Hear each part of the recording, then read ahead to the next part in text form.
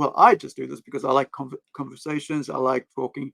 I like talking about my things that I like. Like I mentioned today, we're going to be talking about Babylon 5. You know, Sheridan and stuff. Last night I was able to catch um, the movie, the new one, which is this one here. Let me just play that so you guys can actually let me know if you can hear it. This is a trailer News Network special report. 2 years after winning the Shadow to the War, new Babylon Captain animated John Sheridan, movie. president of the Interstellar Alliance, is leaving Babylon 5 for what many expect to be the last time. I don't need an interstellar alliance. You're my universe, Dylan. I love you. A friend of mine once said, the future is all around us, waiting in moments of transition to be born in moments of revelation. This Hey, is Angus, just can you such hear a me? moment. Fire this baby up. You want to join? Something's wrong. What kind of energy does this facility use? Tachyons. Oh, crap. Where the hell am I? Yes, I'm stuck in time. Moving between timelines, universes, realities. The longer you stay out of your own timeline, the more you'll start sliding into parallel worlds. So how do I fix it? You have to get back to Babylon 5. Losing the Shadow War wasn't your fault. Wait, we lost the war? On the positive side, at least we have a good view of the show, eh, Sheridan? This is Babylon 5. We are under attack. Do you know what a last stand is? You just joined one. Activate destruct sequence. Destruct sequence? Are you feeling all right? This isn't just one of those I'm having a bad day things. I am totally in a mood to blow some stuff up. Everything ends. I'm not afraid. Bring it. John? Stay back! It's happening again. I'm coming unstuck in time. Zathras warned, but no one listens to Zathras. You look like someone in need of a friend. Friend. Right. I was watching it, right? And I had to pause when it got to where Delenn was talking.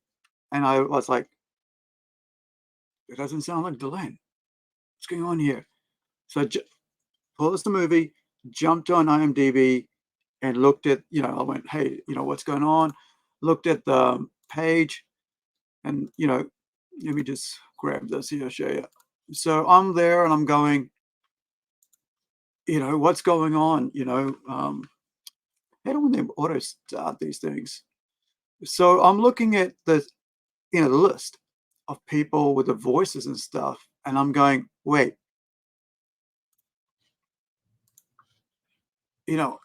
who's Rebecca Reedy? And she's doing the voice, and I'm thinking, what happened to Delenn? What happened to Mira Furlong?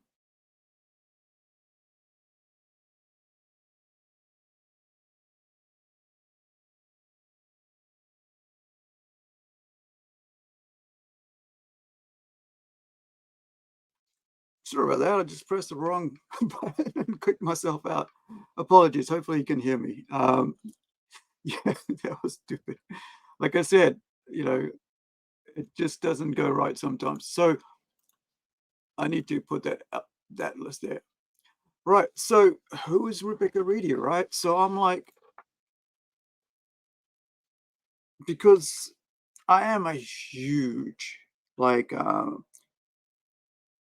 Babylon 5 fan, and I'd forgotten that Delenn, aka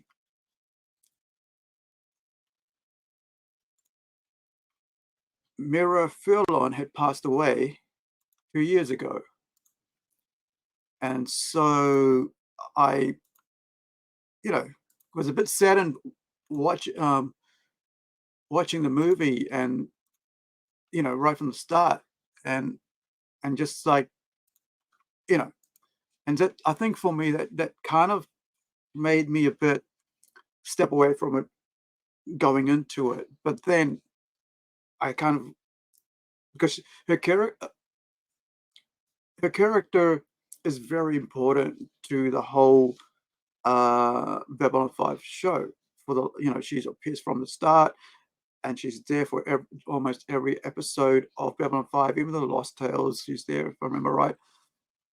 Lost Tales came out a few years ago, and she's like your Princess Leia if you're in Star Wars, right? But so much more here, because this is a woman who is a total alien, yet there is a transition that she goes through where she becomes human as well.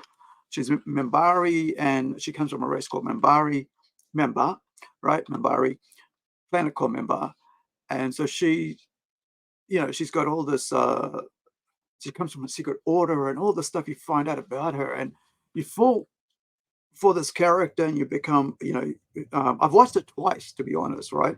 I watched the first time just, the five seasons, and then the movies or whatever I could get on, because this is when Blockbuster was still around. So this is about maybe 2001, maybe 2002 when I really got into it. And I didn't even know anything about it because, it had come and gone. It was like in 95, if I remember, it started. So it had come and gone. And for me, coming into it on video, right, VHS, and watching it on VHS, watching all this stuff, fresh, right? It was just like something just new. It was so much more grounded, and then I would look into, a couple of years later when I was down south going through hard times and stuff. I just really got into it. I started reading the books. The like I haven't read. I don't think I've ever read a Star Trek book, but I owned them. I owned the ship files and stuff like that. There's about 5 or 6 like big, huge, thick books. There's paperbacks, there's hardcovers of stories and stuff like that, original tales, and so on. And at one point, I was actually collecting the VHSs, and then also the toys, like the plastic ones that they had put out. And but over sometime, somewhere, I don't know how, but I ended up selling them, and I regret that. And this is something that I've learned over the last like 10, 12 years, that if you come to question something, like if I decide, like, I might, if I sell this, I'll get some money, but I'm like, oh, will I regret it later, right? Will I regret it later? And would it be like, would I regret it? And I got to question that now. It's like I have this real bad issue of like giving away things. It's my way of showing, everybody has a way of showing love and concern and care for people. I'm a gift giver, and you'll find that in yourself if you ask yourself, if you're honest with yourself, and if you do one of those courses, which I did, and you'll find out a bit about yourself, what makes you happy. What makes me happy is getting something like this because it's something I love, right? That I have a passion about, like Watchmen, right? So if I get this from someone, I'll go, wow, thank you. You know exactly everything you need, about me, and you know what I'm into. You know what my love in life is, what my passion is, what I deeply care for, right? And it doesn't have to be expensive. It doesn't. Like I've said to my parents, I said, even if it's $1 or from a thrift shop, it doesn't matter as long as it's something that I care for. It's part of my pop culture, and my parents look out for that, for stuff like that. And so, because my dad loves going and buying, books from thrift shops and stuff, because he's a book collector. He loves reading, and he's done that for years and decades since I've known him, and also records back in the day, right? And so when he comes across something that I like, he'll just go, I found this," and I go, "Thank you so much," right? So he found me this Assassin's Creed tin can, right? The cans. I love the cans. I love games that come in cans. Like I actually bought a game that I don't have a console for, which was I think it was Batman or something, Lego.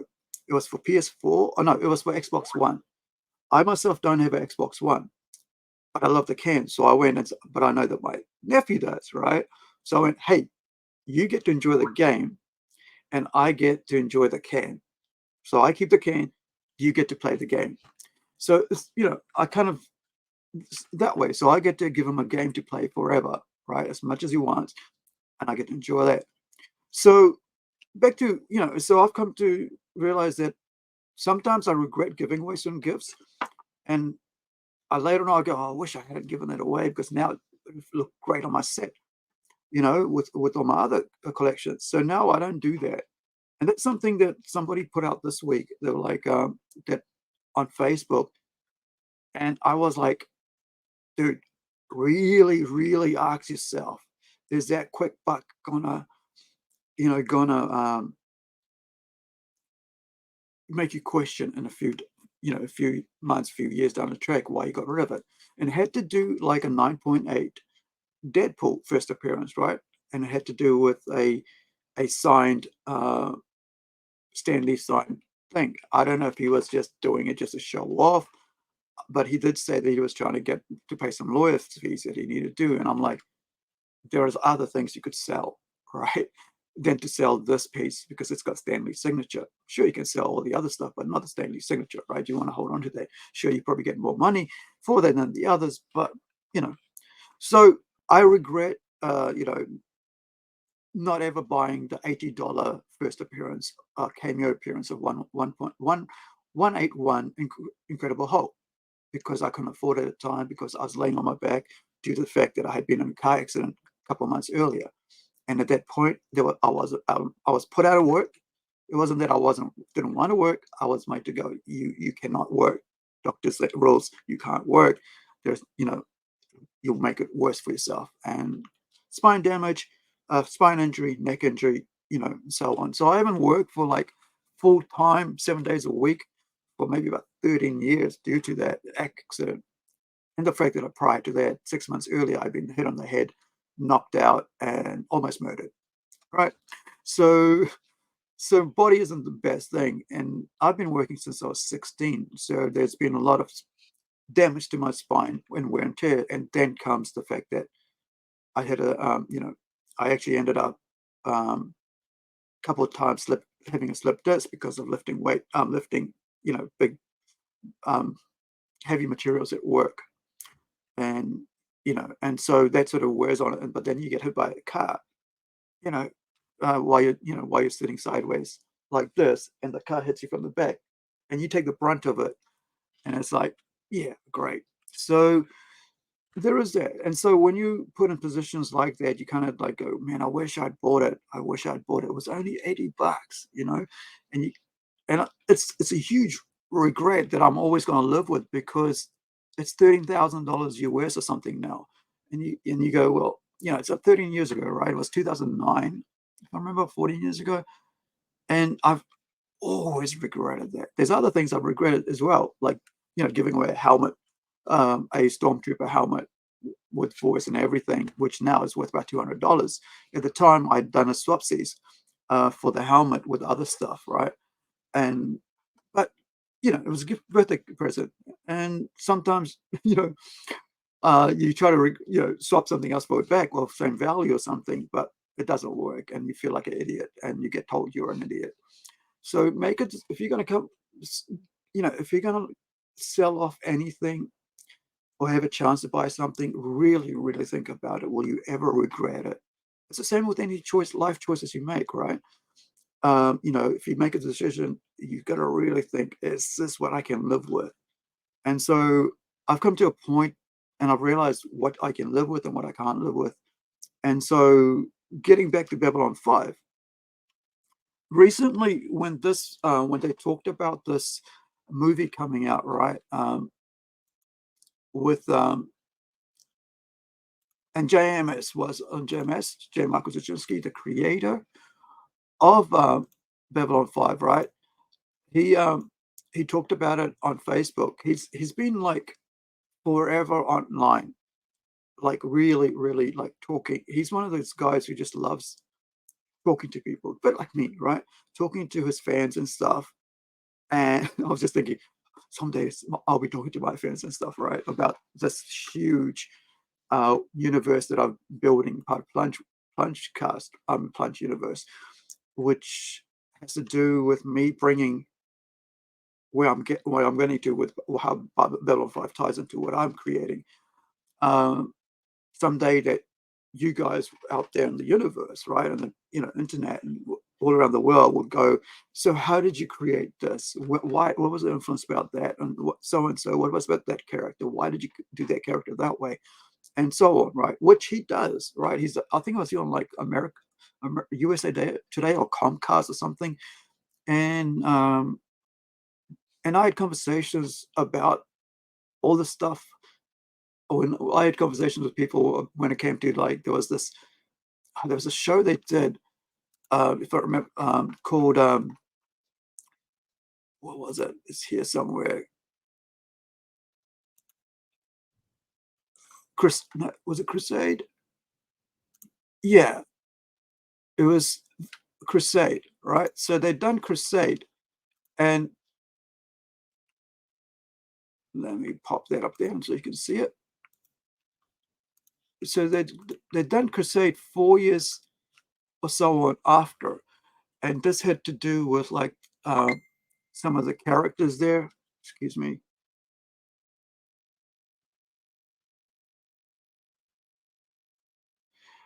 So yeah, so it's a couple of years later they did Crusade, and I didn't realize JMS had done it, and so I said, man, I wonder who wrote this. It doesn't have the same feel. Like, who was writing this? And then I found out, like, yeah, it was one of the guys responded to me and said, oh, it's JMS. You can check it out. It's all this, and I'm like, oh, man, yeah, it needed some more. There was something missing in that, and I don't know what the situation was, whatever.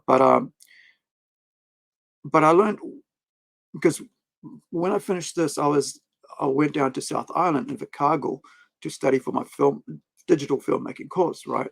And so I was down there. It was a real hard time, and we're struggling and trying to find work and stuff. And so all I was doing was watching all the Babylon stuff, and I bought some set of books, which was the best of I think it had to do with the Bester Alfred Bester series. It was like about how he came to be who he was. And if you know if you know Babylon 5, Alfred Bester is one of the key people. It's kind of and he's based around the writer Alfred Bester, if I remember right, who was a sci-fi writer, and it was played by, where are we? Oh gosh.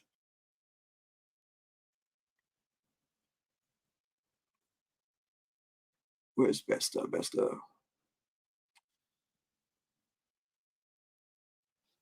It was from Star Trek, and I actually met him. That's the thing. I actually saw him in person and asked him a question here in New Zealand, right? Let me just get to the people. Come on, move along. Right, where are we?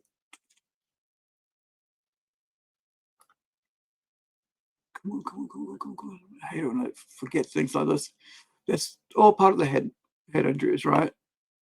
It's like memory just doesn't work well. It gets worse over time and as you get older. Just looking at here, this Harlan Ellison was also a psychop. So, gosh, maybe I'll just do a search. Hold on. Sorry for this, guys. Alfred. That's all. Right. Stars My Destiny. One of the great books. Character. Why don't we get character? Hold on.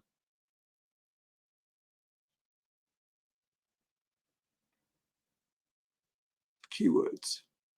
Character. No. There we go. Alphabet titles. 3. Right. Let's go see. Eraser Time. There we go. You guys would know this guy straight away. Right. Where is he? I just having a problem remembering his name. This is terrible. Walter Koenig. All right. Chekhov. There you go. Chekhov. Right. So Chekhov was here, if I remember, with his wife, and about must have been like 2019, 18. It was a really cool thing because I got to ask the question. We got to see him. This is the first time I actually met a Star Trek person. I actually have met an Stargate Atlantis person, Amanda Tapping, and got a photo of her right over there. But but I got to meet, and I actually admire her quite a lot. That's why I actually paid $40 to go actually have a photo with her. And I was like always nervous, really bad nervous, smiling hard out, unable to talk because, excuse me, I'm falling off my chair. But maybe I should get one of those really cool, computer chairs that everybody else has. So I was there with my sister's family. My niece and nephews were there, and it was such a cool thing. I got to stand, I put my hand up, got the mic, I got to ask him, and I said, like, I asked him something about, I don't even remember the question. All I remember, he was a nice man, and he was not like George Takai at all, right? Who I really think is I'm not going to even say it, but Walter Koenig was up there, and I was able to ask him a Babylon 5 question, and it felt, like connecting to the universe that I love so much, because as I was saying, in 2002, we went down, or was it 2003? 2003, like mid 2003, went down to do my film course and was having a really hard time, real difficult time. And so I was just watching it, and I bought the book, like the tree book about whoever, I can't remember who wrote it, but I actually eventually ended up selling it because, of course, needed the money. I sold a lot of things, even a snowboard. I never got to go snowboarding. I won a snowboard. I bought 2 drinks, right? 2 cans energy drinks, just to be able to win something, and I actually won it. When I came back home, got a phone call saying, yeah, you won. And 2 years later, I'm selling it because I need the money. And I only got $120 for it, if I remember right. Anyway, but so I ended up, like, I read the book. I was like, wow, I really got into the character, talked about how he came to be, all about the cycle, right? The cycle are one of the key parts of Babylon 5, which is like, these guys who can read your mind, and they are they're like the psych police. It's kind of like that Philip K. Dick book, which was made into a movie starring Tom Cruise, if I remember right. Future crime, right? It's like people can read your mind and stuff, and so you can stop the crime from happening. And so these guys can read your mind, but they're also villains under these, and there's they got roles. There's villains, there's good guys. Lita is amazing. The character of Lita is freaking awesome in this, and she's all, and it's just such a great, like, it was so great to be able to meet him and talk to him, and that's Talia. Hold on, Andrea Thompson. Talia, if I remember right, she's also a psycho character, and there's so many great actors in this. And the other thing I just noticed here was that Bruce Boxleitner, they got as many people for this to do the voiceovers for the movie as possible. And I remember like reading what JMS was talking about, how when they did this, they asked all the actors in the show who are still alive, that would it be okay if they could do it. And he actually asked them if that, like, would it be okay if we went on with this when they passed away, and they all agreed, yeah, we can, we should do it. We should honor them. And there's some really great moments in the animated movie, right?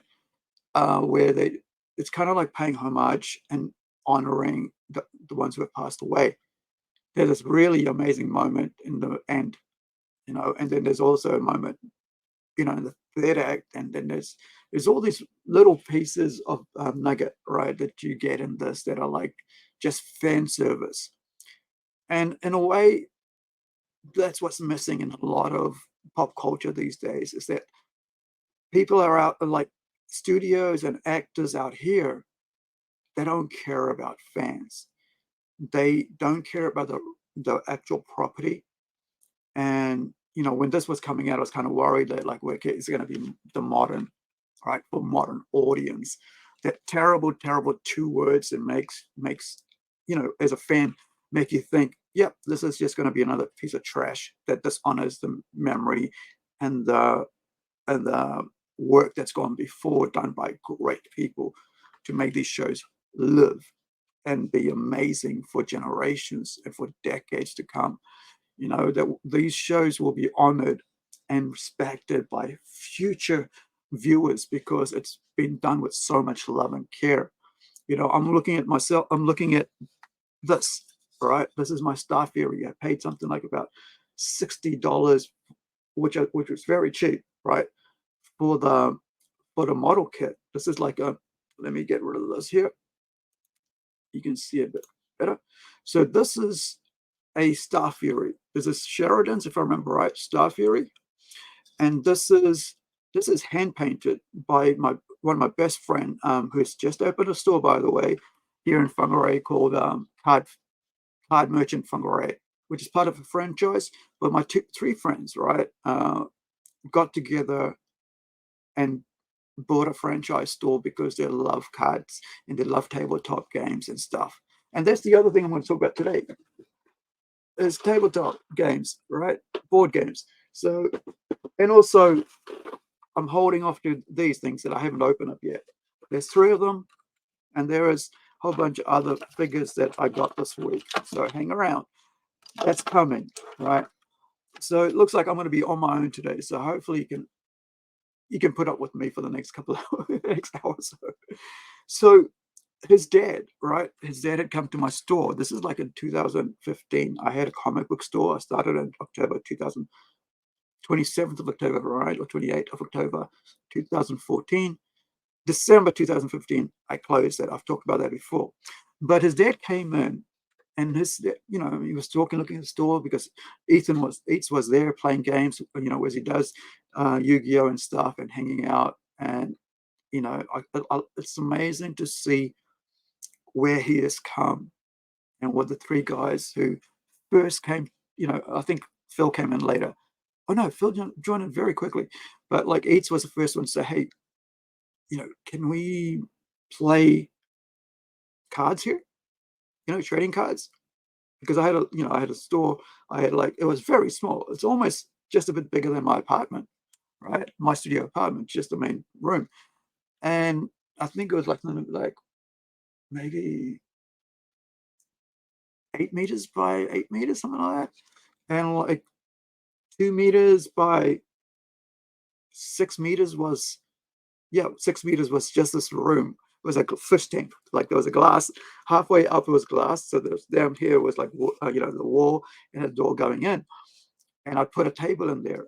Actually, I think I put in 2 tables, if I remember right. So you could have like 6 people, 12 people playing, and then they were all huddled in there each time. And then when they wanted to play D&D, or when they wanted to play Yu-Gi-Oh or Pokemon or whatever, and then on a Wednesday or Thursday night, we had a gaming night, and I'd be open till about late, until they finished, about 9 o'clock or so. And I'd move everything back and put a table out in the store area as well, because we had so many people who wanted to play. And from that, to see them come and open their own store, I'm gonna like bring that up because then you guys will be able to see, what I'm talking about, and the photos they put up and stuff. And because to see that,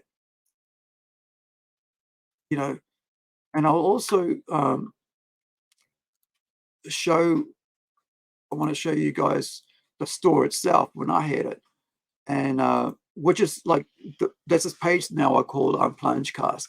So if you wanted, you could actually go to the photos, and boy, the other day,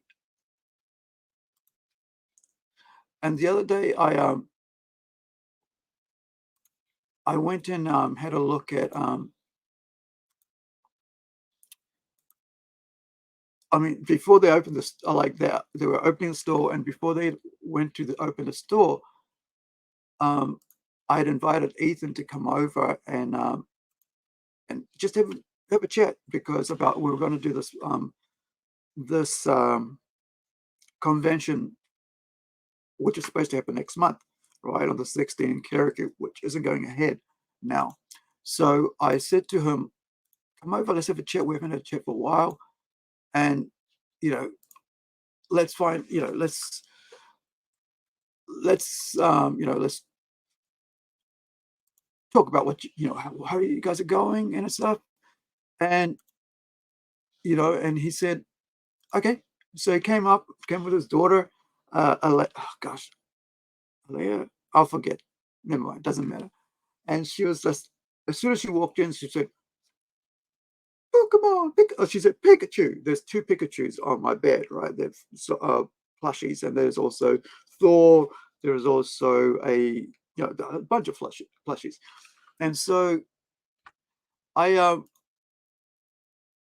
was like, okay, so you have this one. There was two of them, so I said, you can have this one. You can rough around with it and all this. You can throw it around, and you can take that home. So it's a big, big plushie. It's a bit wear and tear.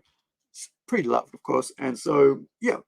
And then she was looking at all the toys. She goes, "Oh, why do you have all these Barbie dolls and stuff?" And I went, "Well, it's because I want to actually bring up my own, Barbie doll type doll with real hair for Incredi-Girl, right? So I can actually, we can actually sometime in the future put that out as part of our comic book." And so this is the interior, the back area. And this is like about 4 or 5 times the size of my store, right? But I'll show you this other picture here. And I'm so proud of these guys, right? And this is all the area. This is where you can see the on the left here. Sorry, on the right here, on the left, that's a merchandise, end of the merchandise. So that's the end of the store.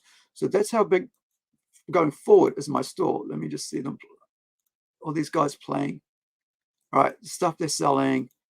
Let me see if there's a photo here that has. Hold on, let's get out of there. Is there?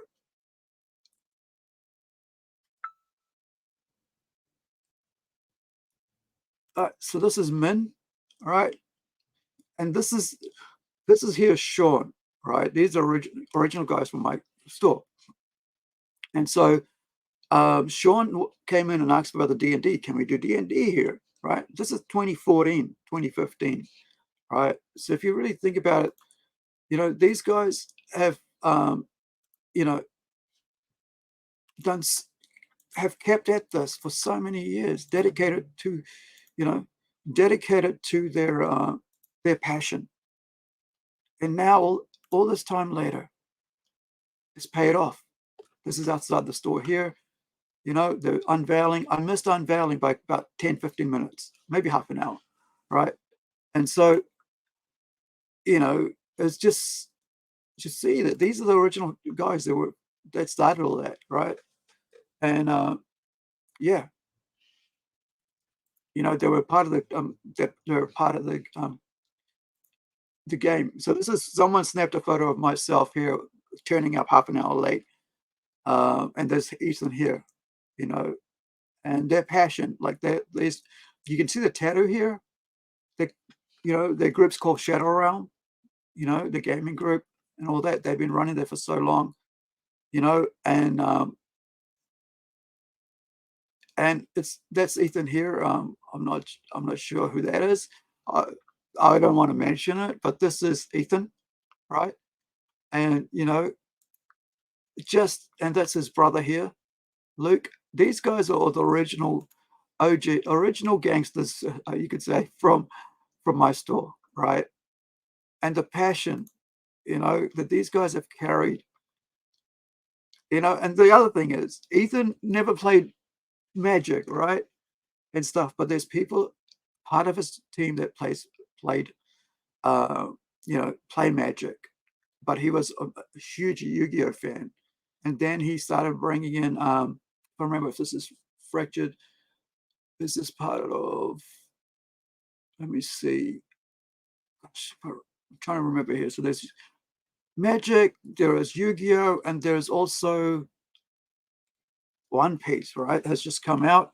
I should have went and bought a deck, because I like to buy the newest decks of anime and stuff like that, so I can hold on to that forever, right? So this is Phil, one of the other owners, right? There's Luke, of course, and so that we showed you Moon, we showed you Eats. This is Phil, the third member there, right? And these are all people from the store. And there's Lynette here, who cosplayed and it supported me greatly as Incredi-Girl. She did cosplay for us for Incredi-Girl. So, this is passion, right? Your passion, you sticking to your passion can become a business, can become a career. And that's what I want to show you today. So for me, my passion for comics has now got me creating comics, creating characters, creating, figures for it, and getting people from all around the world involved with what I'm doing, as well as local.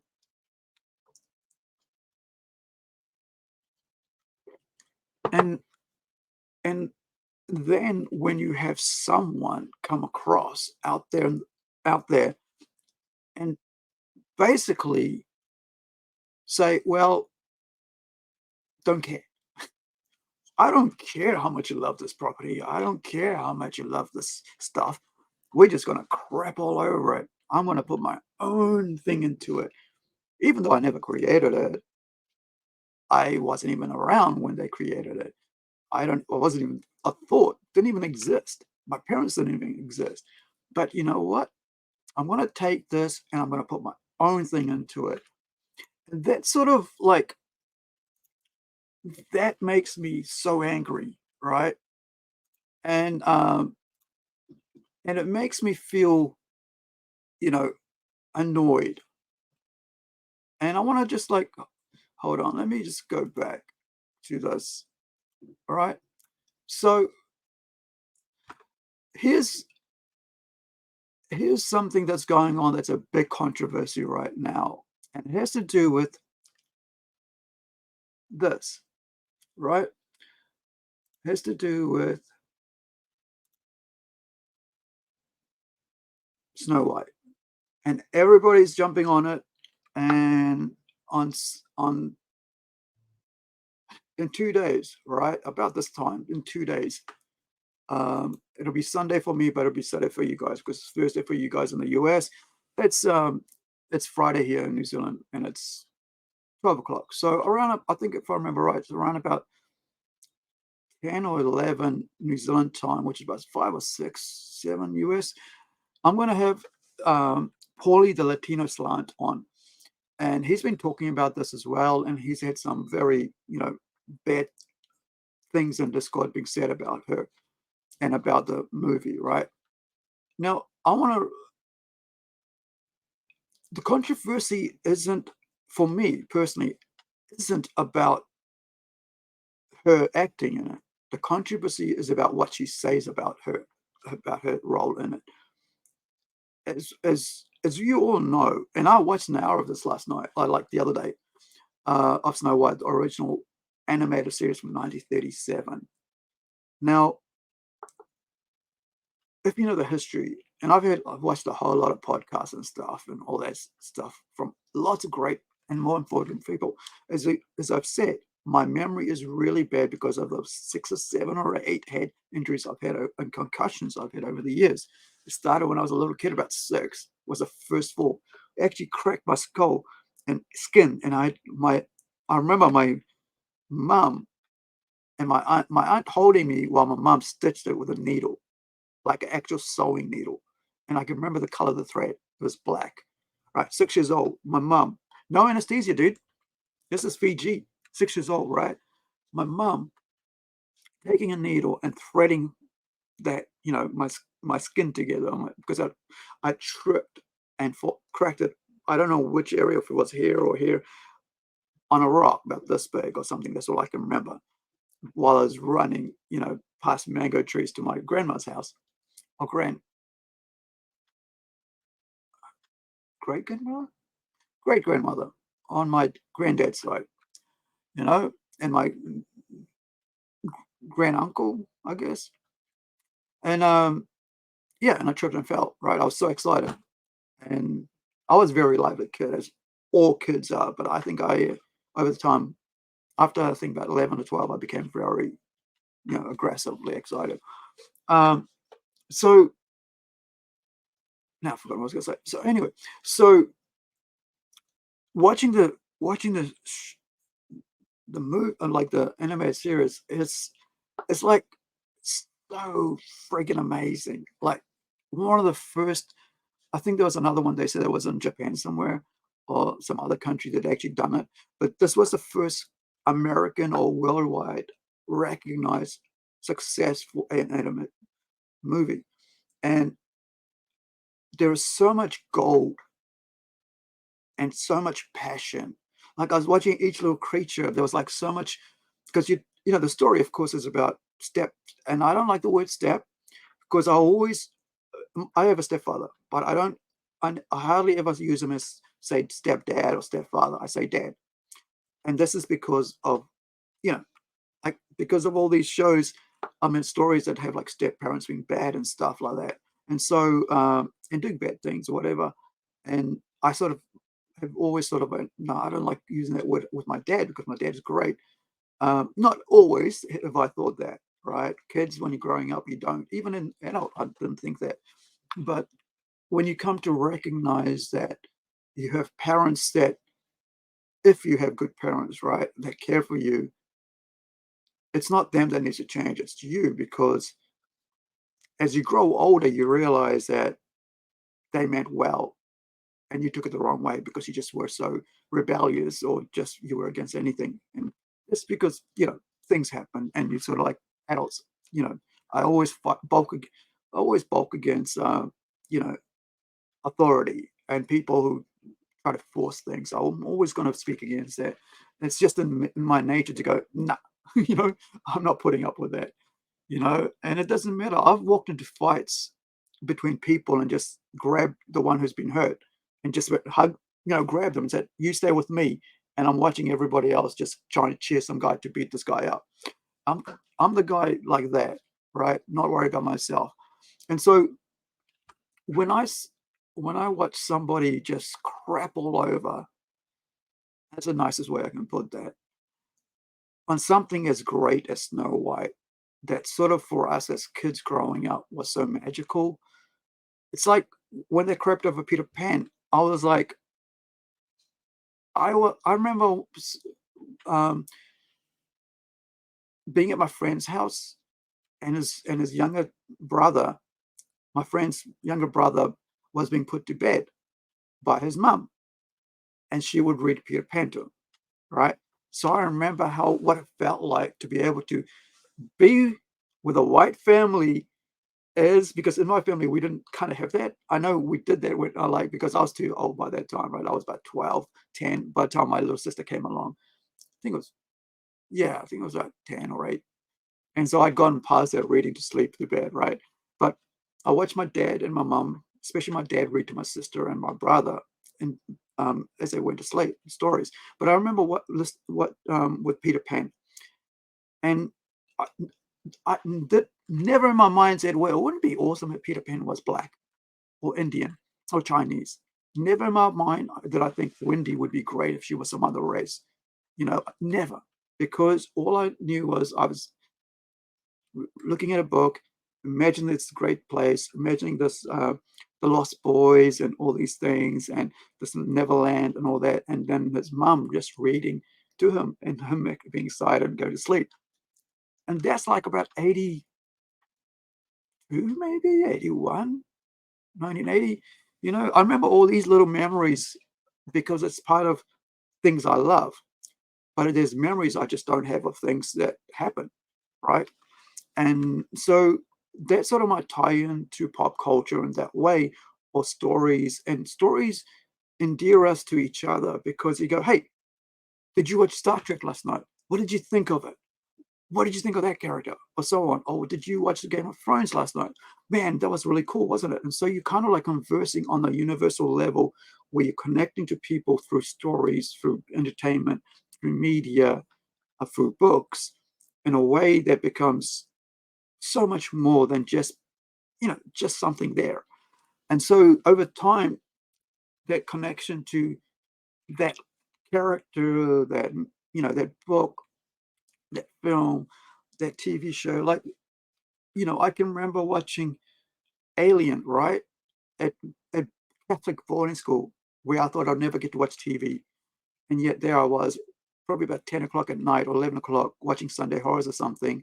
And there's us older students there, with our blankets, in the entertainment room, watching Aliens and really enjoying it. That was my first proper time. There was, I think the second time I actually watched a horror movie. Idle Hands was the first time.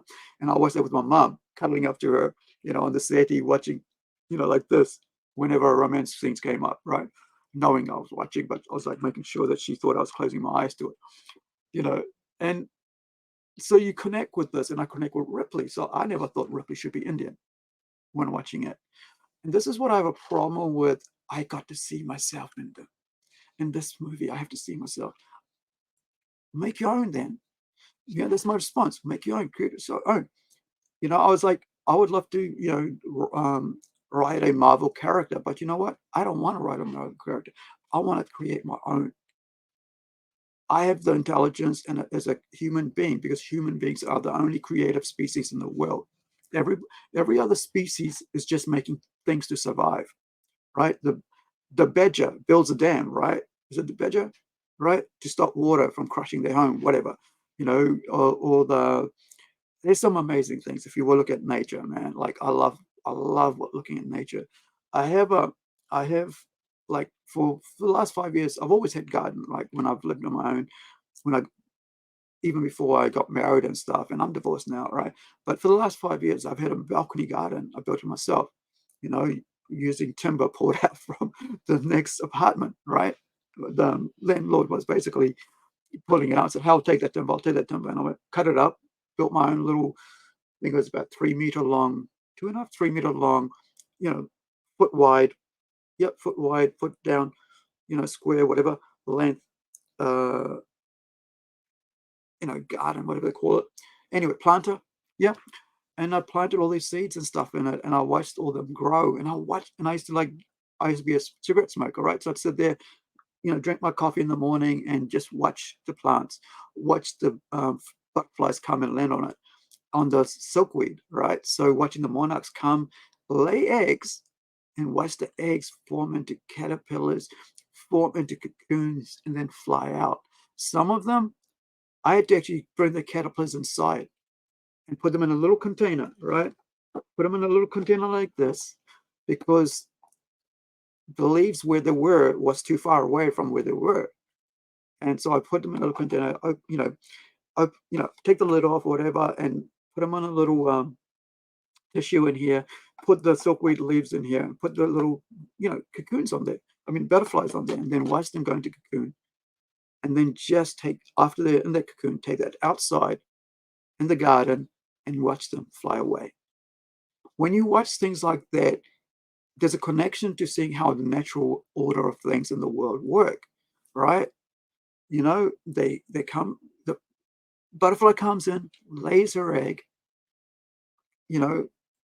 becomes, it becomes a butterfly, cocoon, or whatever, a little egg goes, as I said, it goes all that. And so you connect and you see how the natural order of things work. and it's so awesome. You know, I implore you guys to watch, have a garden, plant a flower or whatever, to just watch it, water it every day and watch how they grow and how you look after it. If you water it too much, it bogs down. I had to clean that up because rats gone into it and stuff, and the wood got rotten after 5 years because it's interior wood. It's not meant for you outside. And so I'm going to get some plastic bins and I'm going to carry on, right? And the great thing about that is that I started planting cherry tomatoes. And I was able to give seedlings away, lots of seedlings away, and tomatoes to people over the last 5 years. And the store-bought plants didn't grow, my mum said. The ones I gave from my garden, because I didn't put any chemicals or anything on them, they grew. Her own, like the ones she paid a couple bucks for, didn't grow, but the ones she got from me grew. And I was able to give away to so many people seedlings because, I saw my plants, whenever there was like a split in a ripe fruit, I'll just squash it and back into the soil, grow. So what has that got to do with pop culture, right? When you watch all that happen, you kind of like endear yourself to that, and you kind of like go, wow, this is how things come to be, and you think about, like, as a creative person, you go, why do I need to see myself in that? What is it in you that needs to go, see me? I need to be seen. And, I don't need to be seen as Deadpool, right? Even though I love Deadpool, I don't want to see my face in Deadpool. But what was amazing about Deadpool, which nobody really had an issue, was that in New York, there are Indian taxi drivers. So what do? They created a character that was endearing, funny, and you could connect with, who was a taxi driver. I have an uncle who's a taxi driver, and for me, I didn't say, oh, I saw myself in him. I saw myself in my uncle in the taxi. No, the character was great. It was funny. It really bounced off, Ryan.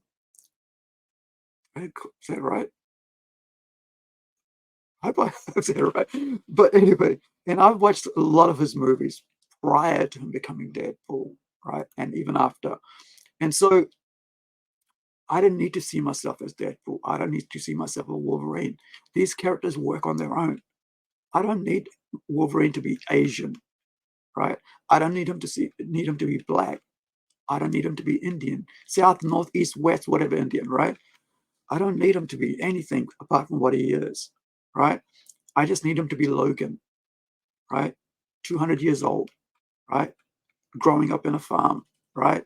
All that stuff, on a plantation or whatever it was. I can't remember the origin story properly. But I don't need to see myself in anything out there. If I do, I will create. And this is the emptiness that I see in all pop culture media right now in the last 10 years that's come out, that the desire to see yourself in a character that's already established. It's disgusting. It seems impure. It seems unnatural to go, I will change this character that we have loved, that fans have loved all over the world, to something else so that I can feel represented in it. And that's why I get upset and angry about this when I see this happen to things I love, right? I don't want to see somebody who doesn't belong in that character to play that character, right? Just for the sake of representation, right? I don't want to see race swap characters. I despise them. I think they're horrible. Doing that is horrible. You're not endearing anybody to it. You're not serving the fans, the customers who pay money to go buy toys at years later, or even at the same time, for a lot of money, right? To be able to see that, to be able to say, hey, let me just get rid of that. We'll get back to that. To see that happen, right? I don't need to see Jakarta. I mean, I can't remember. Is it Lando? It's Lando, right? I don't need to see Lando as an Asian. I don't need to see a new movie or a new freaking remake with him as an Asian. or a black person. I love Sheridan as Bruce Boxleitner. I like him as a white dude. He works as a white dude. That's what he's created for, right? I don't need to see this person being anything apart from a Danish character, if I remember right, or European character, right? A European person with very fair skin, right? If I want to see her as that, I will go and write a new story, and I'll bring it, and I'll say, this is this character, right? This is Princess so-and-so, a brand new character. And we'll tell a story about her, a new story that will endear the fans to her. And then I will go and buy that toy, and I will talk about how great that movie was because it served the fans and it was creation. As I talked last week about this TV show that came out with it was like from out of Africa, right? All these animated shorts that's on Disney Plus, right? Even though I hate Disney at the moment, I love that show. And my thought was, like last week, if you watched, is that, hey, why don't they make feature-length stories based on those 10 or 12 shorts they had? I want to know more about those characters. I want to know more about that universe, but they won't do it. They'd rather race swap because, hey, it's a name recognition. We want to torture the fans. We want to say, we got you. See, we can take your beloved things and we can twist them and make you feel twisted and hurt inside and show you how we can do this to you. And you will just have to accept it. And fans go, nah, we won't. We don't have to accept anything from you. We're the ones with the money. You're the one who is making the product. We don't have to put our money on the counter. We can take our money elsewhere. And many have, like me, right? We took our money elsewhere. In a couple months, Disney would have lost $2 billion, right? And that hopefully will teach them more lessons. They've started learning as they sell off, but they still continue. I want to see this movie wiped off the face of the earth, this adaptation, totally just gone. I want it gone. I wanted to remove Wendy, whatever. I wanted them to remove the Mermaid movie, whatever. I just want them gone, right? To make them realize that nobody wants that. The only people that want that are the minority of the minority of the minority, but they're very vocal. It's the Peter Dinklages of the little persons, of the little people in the world. It's only Peter Dinklage. It's one person who's ruined everything for those actors who play the dwarves. 7 amazing characters who could have been played by little people, could have made them world famous. Imagine that. You know why Peter Dinklage did that? Because he wants to be number one little person in the world, right? If he's not in it, because if you really think about people, why people do things, if you really think, why did Peter Dinklage not say that? I mean, why did he say that about, oh, this is wrong to have 7 little people in the dwarf suit?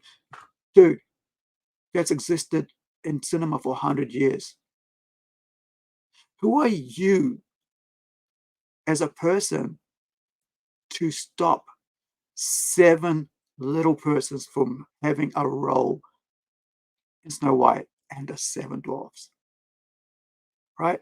The arrogance of this person, just like the arrogance of this Rachel Zegler person, right? That arrogance, the sheer hubris, as a Star Trek thinks that, right? And we're using that against Star Trek right now, right? As a word says, sheer hubris that you could say, do this with Picard. At least season 3 is freaking amazing, right? And finally, they've got something right after so many years, right? I think this whole idea of politicizing characters has gone so far that you can only stop. It's like you have to stop, right? You just can't go any further now. See what they did. See what happened with Indiana Jones. Did you learn a lesson, Disney? Lucasfilm, Kathleen Kennedy. Did you learn the lesson? A beloved character was destroyed, and the customer said, and the fan said, F you. No, no more. Nuh-uh. Thank you. You know, like Carmen said, what was not Carmen, sorry. Yeah, it is Carmen, isn't it? Maybe I'm getting it right. You know, he goes, screw you guys, I'm going home. And that's what we said. That's what we did to you. We basically, as fans, right? I'm an Indiana Jones fan. Right? You know, that's the first movie I remember seeing, if I remember right, Temple of Doom. Maybe, I'm not sure. But my dad and I, Mom, we watched that, right? We're excited. We saw it. We saw an Indian character in a Bollywood movie, huge Bollywood actor, and a Hollywood thing. See, Indiana Jones wasn't made in Indian. A character was there, right? And it blew him up, right? It just became, everybody got to see a Bollywood actor in Hollywood. And we've seen so many more now, right? You didn't have to race swap Indiana Jones to make that happen, did you? Right? That's why people loved it. And so when you take all our beloved characters like Luke, like Han Solo, Indiana Jones, because you hate men now, it's a thing to hate men now, right? Gotta kill the patriarchy, gotta destroy the heroes that men love. But did you ever ask that there was women who actually love those heroes? Did you actually think that there was actually females who love them? Because I know my mum never said Indiana Jones he should be a woman. No, I never had my mum say that at all, right? And here's what's wrong with all this, is that they think they can get away with it if they continue down this run, and they're learning the hard way, financial way, because money talks. They can say, yeah, we can put all this. Money talks. At the end of the day, money talks. Nothing matters more to a person than not having money. Because with money, and they can hate capitalism all they want. Oh, capitalism bad, Batman's a fascist, he should sell all his goods and give it to the people. How soon will that run out? How soon will those people mismanage all that? I've seen mismanagement. I've done it myself in the past, right? Where I've thought, I'll put all this money into this business, it'll go thing, and didn't think about a year down the road. And didn't see this, went and paid for a website, and I added to it. Next thing is, website goes from 2,000 to 4,000, right? Just, yeah. And we've seen this happen with Disney, right? I would like to see what the actual budgets for these movies are. Talking about budget, when did Hollywood decide that we needed $200 million movies? When did they decide that they need $300 million movies? When I was at film school, I was taught work within the budget. Try to keep it in the budget. Each line, right, of expenses, there is what you have. Go towards that. And if whatever you're doing is costing too much, find another way to do it without that. So you beg, borrow, steal, right? Not steal, but borrow, until you can stay within that budget, right? And I learned that when I was making my digital film, right? Full-length film, about 15 minutes. This which is quite interesting because I think hour 25 minutes. Yeah. Oh, talking about which this new movie, right? From Babylon 5, The Road Home, right? It's hour 18 minutes long, right? And I was like, oh, it's not a full hour and a half. but that's because the story didn't demand it to be longer. And I was like, that's why I was further 18 minutes. But it's a very tight story. It's really well done. And the more I think about it, the more I love it. Because at first I was like, I saw the trailer, I thought, oh, another time travel story. It's good. But there's some elements on it that's just magic. It's real fan service, right? So that is what's missing from all this crap that's come out of Disney, right? And something that you could feel safe about sitting down, with your niece or nephew and watching a Disney movie, the latest thing. You don't feel that way anymore. I don't feel that way anymore. It's like, what are they going to put in the next? What creepy stuff is going to be in there that's going to try to, get into the head of my, young niece or nephew and have them questioning who they are as a human being. Kids, you don't want kids to do that, right? You want to make them questioning and thinking when they're about 15, 18, right? We know that their brains don't get formed until about 2022, right? Because I've done these researches, right? Because I used to be a youth worker, right? So, I know when, I had to look into and research about looking after youth and stuff like that. I actually had to look after a child with ADHD, like very, very, very bad ADHD, a little baby, right? 2, 3 years old. And I guess it was 4, maybe he was running around, and I had to learn how to look after an autistic child, a baby of all things, right? And I had to read about that and how to do that. So with all that experience, you learn so much from how children are. And he'd have a one show, I don't remember exactly what it was, and he'd always put it on, that one episode. He'd go up to TV, click, on video, click, and we'd just watch it. Then we'll go outside. He'll be sitting there 1 minute, next thing running around like so much energy. And I'd be like, had to be on him all the time, And so imagine suddenly he's watching a creepy little, Disney show, and that's the only thing he watches. And that goes in his head over and over because he's autistic, right? So he's repeating that thing over and over. And that is going to creep the hell out of him, and it's going to change him. Even though he's already got autism, what else is going to get from watching this movie now? And this is what I feel what is wrong about modern Disney. So getting to Babylon 5, right? Actually, no, here's actually I'll leave that one alone for now because I want to talk to Paulie about that Latino slant.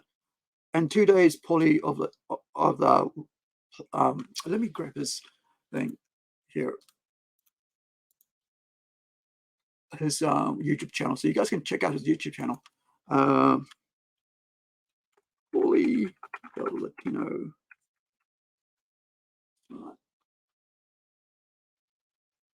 You can check him out later, and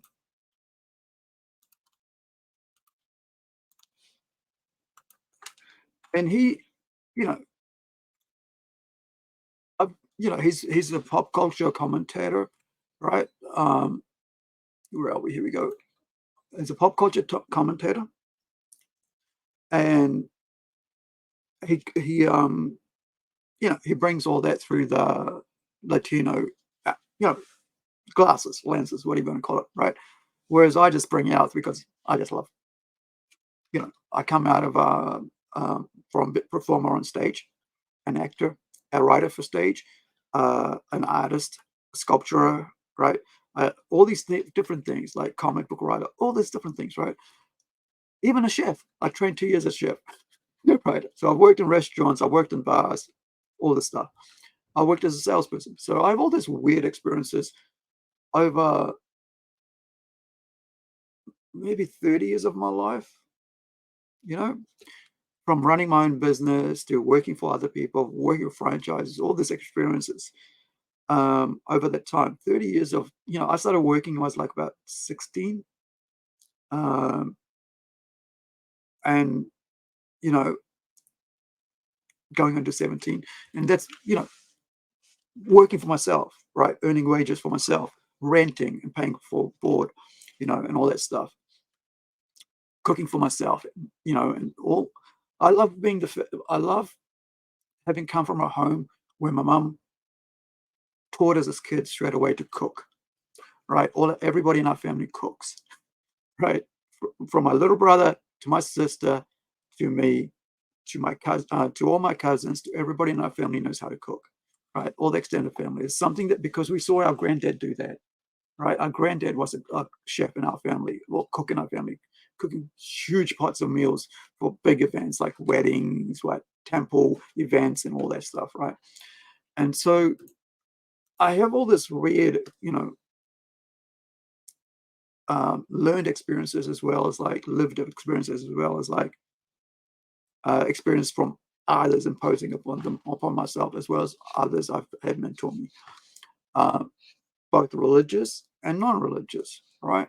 And so I look at a world in a very different light, and I don't put myself out as an Indian first. I just put out myself as me, right? I don't need people to see me as this. I just need people to see me as whatever I'm talking about, and as me as a character, as my merits and what I've done, my experiences. Because I remember when I was doing film school, and I think it was around about 2005, second year, and my Seattle-based tutor, American tutor, who was doing my film course, and he was our main tutor. He said, like, oh, he played a documentary from a guy called Angry Filmmaker, right? The guy who was and he said, you got to use what you have, right? You got to put yourself out there. And, you know, Indian filmmaker, IFM, right?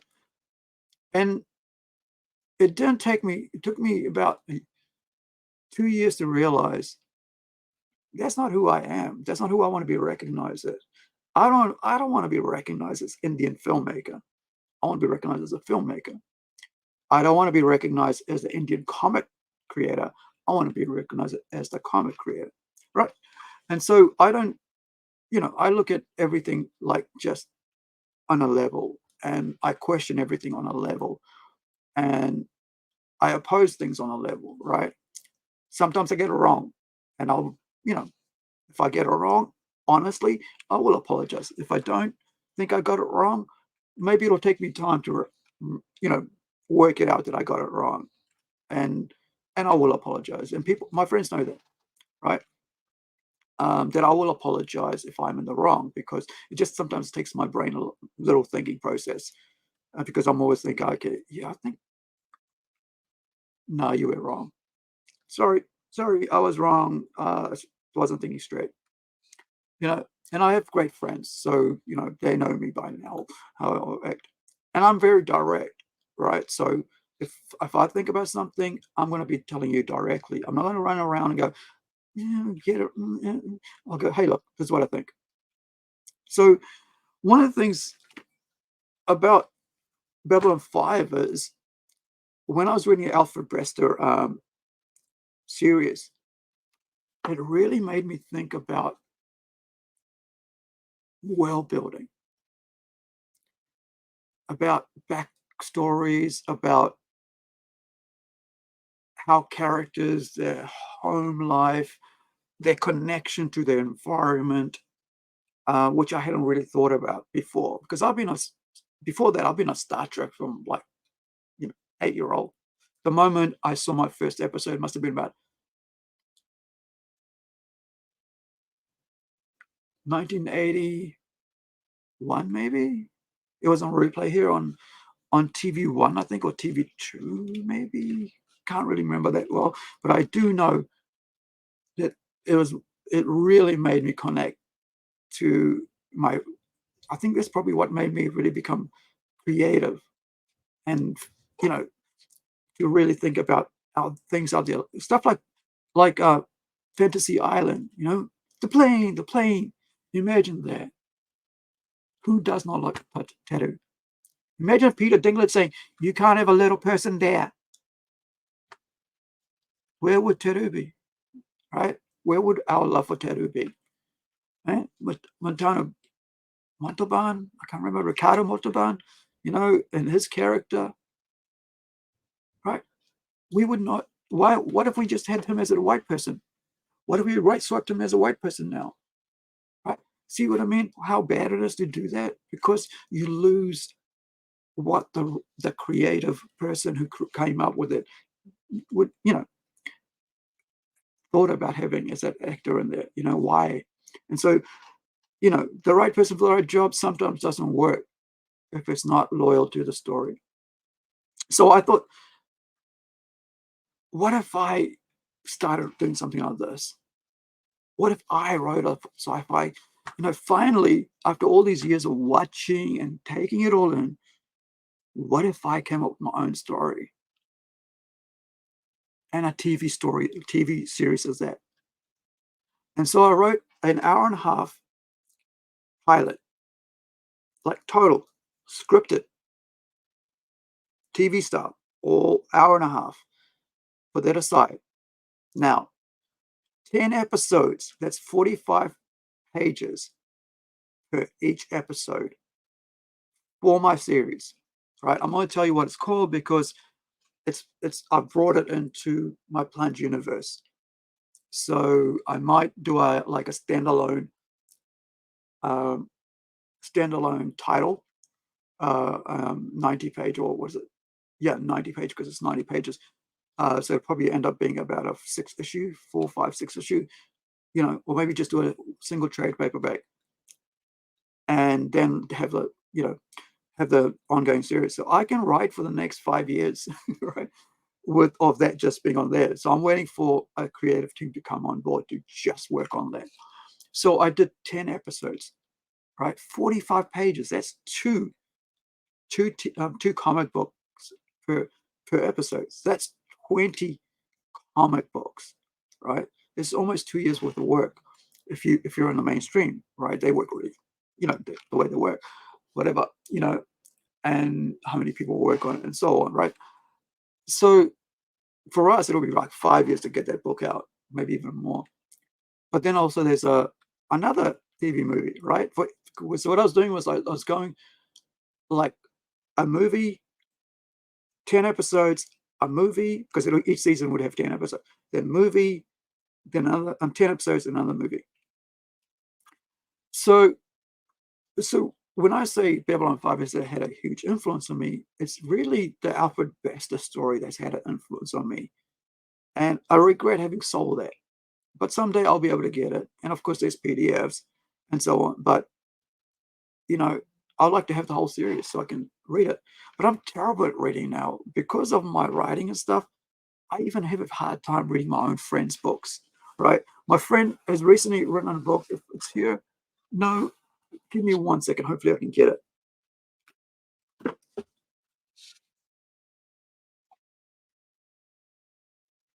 Where are you? Oh, please. Somewhere. Nope. But I'll take you.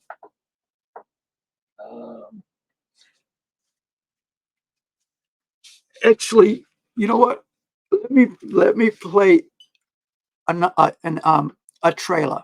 Let me play a trailer for you guys while I do this, so you don't feel like I am. I'm just you're just watching me.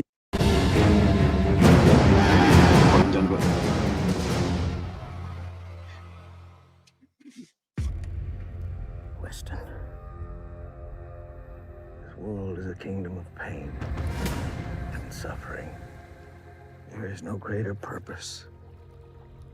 And we take what we want, when we want. And how do we pay? In blood.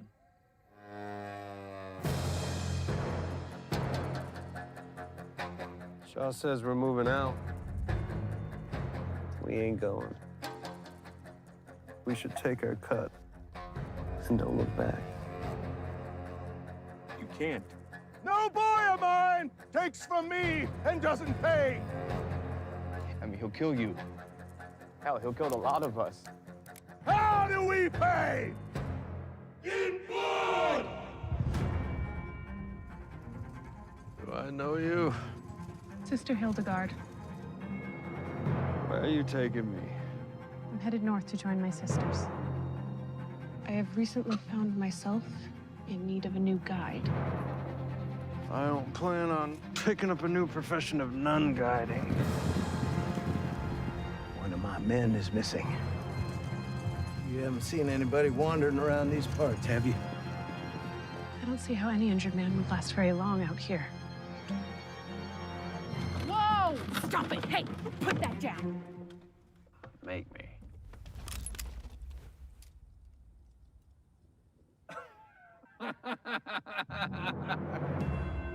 Weston!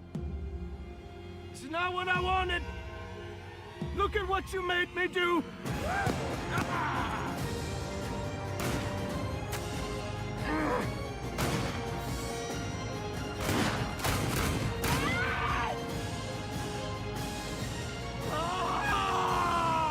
The Lord frowns on those.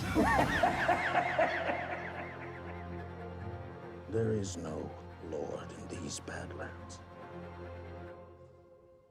But me.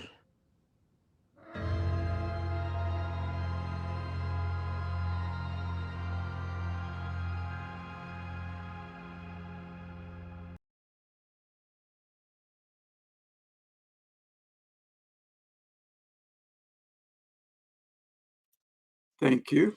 I just saw the thing. You're muted. What do you guys think of that? That's Justified. It's a brand new movie. It's I think it's already available on streaming or digital download with whatever service. I haven't watched it yet, so I have no idea. But I love just the story. I just thought it was pretty cool, right? Just the trailer looked really cool. It looked like it was like it looked like they put a bit of effort into the story. And the great thing is, like, all these westerns are coming out. Like, I used to watch Saturday Matinees,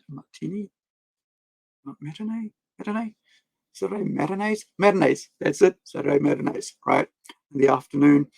And you'd have all these really cool, like, Butch and the Sundance Kid, all these western spaghetti westerns and stuff would be on. And I mean, I grew up watching with my dad, like the Cliff. Gosh, I'm gonna remember. Hang 'em High, all that, with my dad, right, and stuff, and growing up. So I love all those stuff.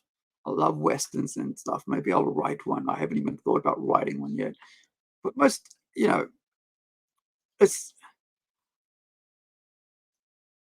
it's like a movie that's like this. Why I like Justified? It's just like it's like a guy. The story's really cool, right?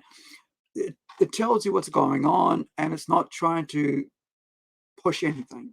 It feels like it's just, guy's got to do what's got to do. The nuns they're doing, it's like you'd want to see that, right? Yeah, okay, yeah, don't, because I will, and just the situation. I think it looks like a really fun movie, and it's in my on our YouTube channel. It's in the trailers we like, right? That I put in there, and the other thing. Oh, I finally found it. So this is a short story collection of horror stories by my friend Michael Botur, right? Huey Writer.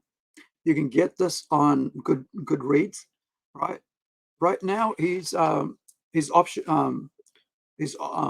he's optioning a feature film. Not sure. I'm not sure. I don't know much about it. I've got to get him on here and talk about it sometime. But this is called "The Devil Took Her." Several short stories, tales of horror. Right. It's so even. This is how, like, we're talking about, like, reading. Like, I love horror and stuff like that, and I love books. I buy books all the time, right? This is holding it backwards. Yeah, I buy books all the time, right? But I haven't read them, and it's just I've gotten to a point where I find it really hard to read. I got told off yesterday on Facebook because I asked a question that was already answered in the friggin' top because I hadn't read the rest of the thing. So I'm having this like blind spots with reading. So I find it really hard to read stuff now because my brain tells me you should be creating, you should be writing a story, you should be script writing, you should be continuing with your project. So I try not to get into a place where I'm like in that situation again. I just write and write and write. So if you see this book out, if you hear about this book, try it. If you're into horror, give it a go. He's a really good writer. But there's another series if you do sci-fi. It's called Moneyland, right? So let me see if I can pop up and find Moneyland. And this Goodreads, right? If I can do this on the fly without some weird Google asking me to type in 5 different things. Right. Continue with it. Amazon. All right. Come on. Allow. Come on. What are we seeing here? Well, we're not seeing that good. This is stupid. Why can't I just go see it? Search. Oh, here it is. Okay. Michael Botur. Right. Go away. Okay, let's go see Michael's thing. Present. Share screen. Right. So let's zoom in a little bit so you can see it. So this is the one I'm talking about here.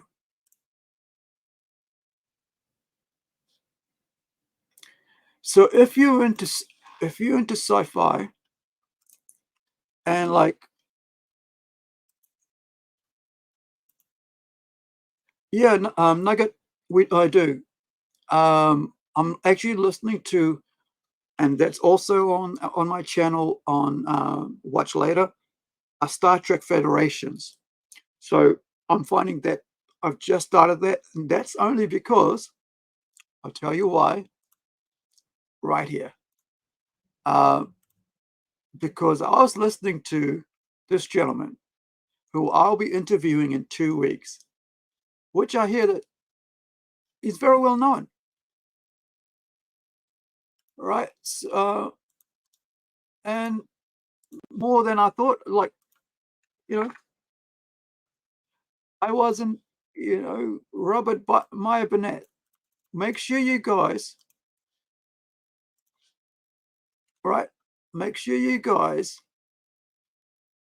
go in our live section, upcoming, and just a segue here, guys. Excuse me. Whoops. Make sure to click on this. I actually had one of my mates message me on Facebook and go, "How did you get Michael, Robert Meyer Burnett?" I said, "He's such a." I'm like, I asked him, and he replied. And then my friend goes and says all this stuff, right? And my friend's a publisher, right? He's a comic book publisher, like, right? And they've got a Kickstarter coming up, and I've been trying to get him on here forever. I've actually had one of my silly little, two panels, two something debating, two speech bubbles debating, something like, I don't know. I'll show it to you guys later. And I just asked, man, and that's all I do, right? All you can do, and this is what I've been taught, right, by mentors, that ask. You don't. They might say yes, or they might say no. That's all. So I've sent out a bunch of emails. I jump on like on their on people's channels, and I go, "Hey, would you like to come on?" I would love to talk to you about your journey, about your, about your passion, about your projects coming up, right? Because I love conversing with people. I don't talk politics to them. I don't want to know who they want to vote for. I don't. It's got nothing to do with it. I want to know about their journey. I want to know what makes them tick. I want to know what people, basically think, right? What their ideas about story, about pop culture, about their favorite fandom, right? Favorite show, favorite toy they have, why they have it. I want to know all that because then I can connect with them on that level, right? If you talk about Star Trek, like which is why I wanted to get, like, I didn't even know he had done so much stuff, dude. Really, seriously, I did not know he made Trekkies, right? I did not know he produced that or Trekkies 2. If you look at his, like, you can look at his IMDb on that, like on this, right? If you go to, this keeps flipping to this, right? If you go to this, and this is the second Plunge Pop. Plunge Pop started. I thought of doing Plunge Pop because I was going to interview Latino Slant, Paulie, and I thought, what if I do a whole series just for pop culture commentators on YouTube and just have those guys come on, right? Just, and then give a series just to that. So when you go, well, who's the guys that, the commentators are popular, it's, if you go to Plunge Pop series, you'll find them there, right? Or what if I go to Plunge Cuts? Oh, you'll find all these indie comic creators. What if I go to Plunge X? Oh, you'll find these creators who create mature content like comic books and gamings and stuff. Those guys who might swear, right, when they're talking. And so they will go on the Plunge X because that's for mature people, right? It's not for kids. So I allow them to be themselves because I don't want to restrict people. So I go, well, I have this for all ages, and I have this one for, for mature. I have this. And so I started Plunge Pop because of that. So now I get Latino Slant on the first episode. I get Robert Meyer Burnett on the second episode, and I'm looking for someone on the third. So I put out some, send out some emails and say, hey man, I'd love you to come on the third one. And I hope I get that person because it'll be so cool because they're actually a TV show creator. And what they've done is magic. And they've worked on so many other episodes of so many other shows as writer and so on. And this is their first time, I think, creating their own show 2 years ago. There are a lot of people who haven't seen that because they're not even aware. I mean, I came across it accidentally because I was looking for Mira Furlon, information about her. And I found that she was in this series. So I'm waiting for, I don't want to put that out there yet. I just want to wait for him to, hopefully he'll say yes, Hopefully Mark will say yes, reply to my email and I'll have him on. But getting back, audiobook, right? So the audiobook I'm listening to right now, as I mentioned, is, and I'm working my way through, let me see, videos, library, home. And on the library home, there's a bunch of them there. Where are you? Gosh. See you all. There we go. Should do that. All right. So the one I'm listening to right now, and another one is there's one that Robert Meyer Burnett did, which is Star Trek Enterprise in conversation with Rick Berman and Brandon Braga. So if you go on our watch later, I think it is, you will find this is the audiobook I'm listening to right now. And it is called,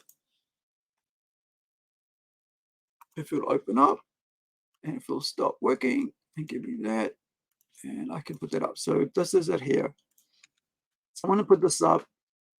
And Robert Meyer Burnett, right, talked about this on his Raw Observations this week.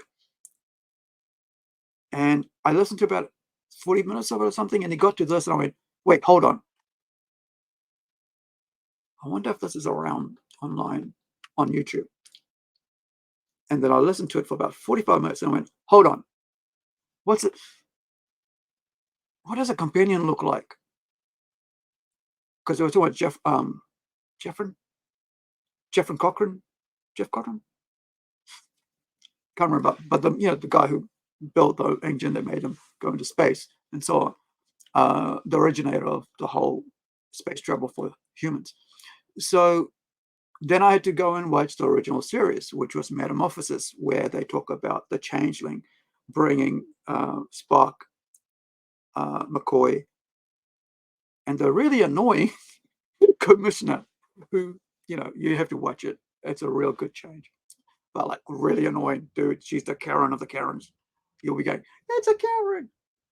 She's a real Karen.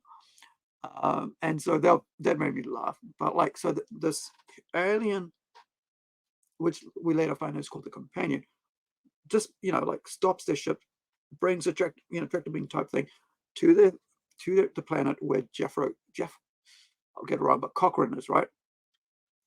And he's there as a young person, like in his 40s, right? He's supposed to be 85 or dead. And so now I'm jumping because I'm trying to keep in line with what is being said. And then I went back after I watched the episode Metamorphosis, right? Which has a changeling, the companion in it. And, and the story, you got to watch it. And you know what? I'd rather watch that series over and over again and be able to find all that than any new Star Trek that's been created in the last 10 years, right? The new track, right? I'd rather do that than watch anything. I tried really hard to like Brave New World. I watched a couple of episodes when it came out first season. Then I had somebody tell me, hey, it's okay. And I went back to watch it. Couldn't stomach it. It's got no soul, man. It's got no soul of Roddenberry in it. That's what I can say to you. It's in your brain.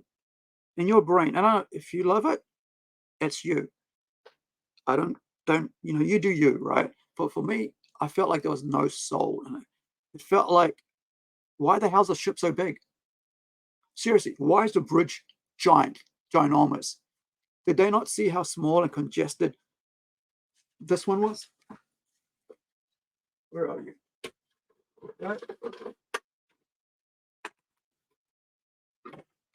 Right?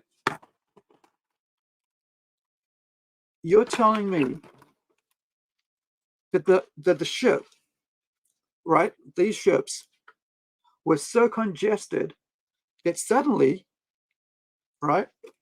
All of a sudden they could come up with all the space in the same time frame. Like in the same time frame, they could have all the space, all these huge doorways, yet the same ships, the Enterprise at that same time was so small because they couldn't afford to spend all these billions of dollars on making huge ships like the one they have in Brave New World. That my brain just goes, this isn't real. There's no way this ship exists here, right? And it just, like, even if you watch like Enterprise, there is no like what's it, beam me up, beam me down, right? Right away, because they're learning into it and stuff like that. And even that is so small. There's only 3 people can go on it. And then when Star Trek Enterprise comes around, when this one comes around, the NCC 1701, right? There's about 5 people you can go on now. So there was these things that this new series has, and the same thing that doesn't work. Like if you really think about it, it just doesn't connect. And that sort of, for me, goes, this is something different. This is like an Elseworld thing, right? This is part of Disney's, like what DC has, like, what if, right? But they want to make it part of the canon. So if you just say, well, this is like a what if situation, this is another your timeline, yeah, I'll accept it. But if you want to tell me it's canon, it's in that same frame, no way.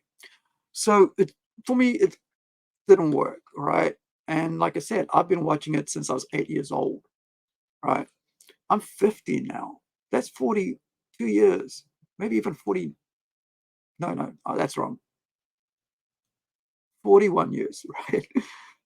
41, maybe 42 years, right, of watching Star Trek and being a loyal fan.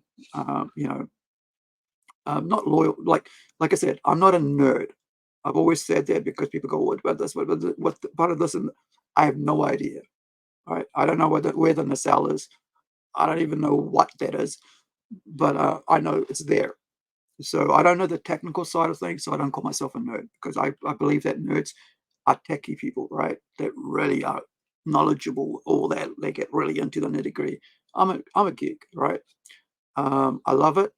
I'm passionate about it. I'll fight you over it, how good it is, right?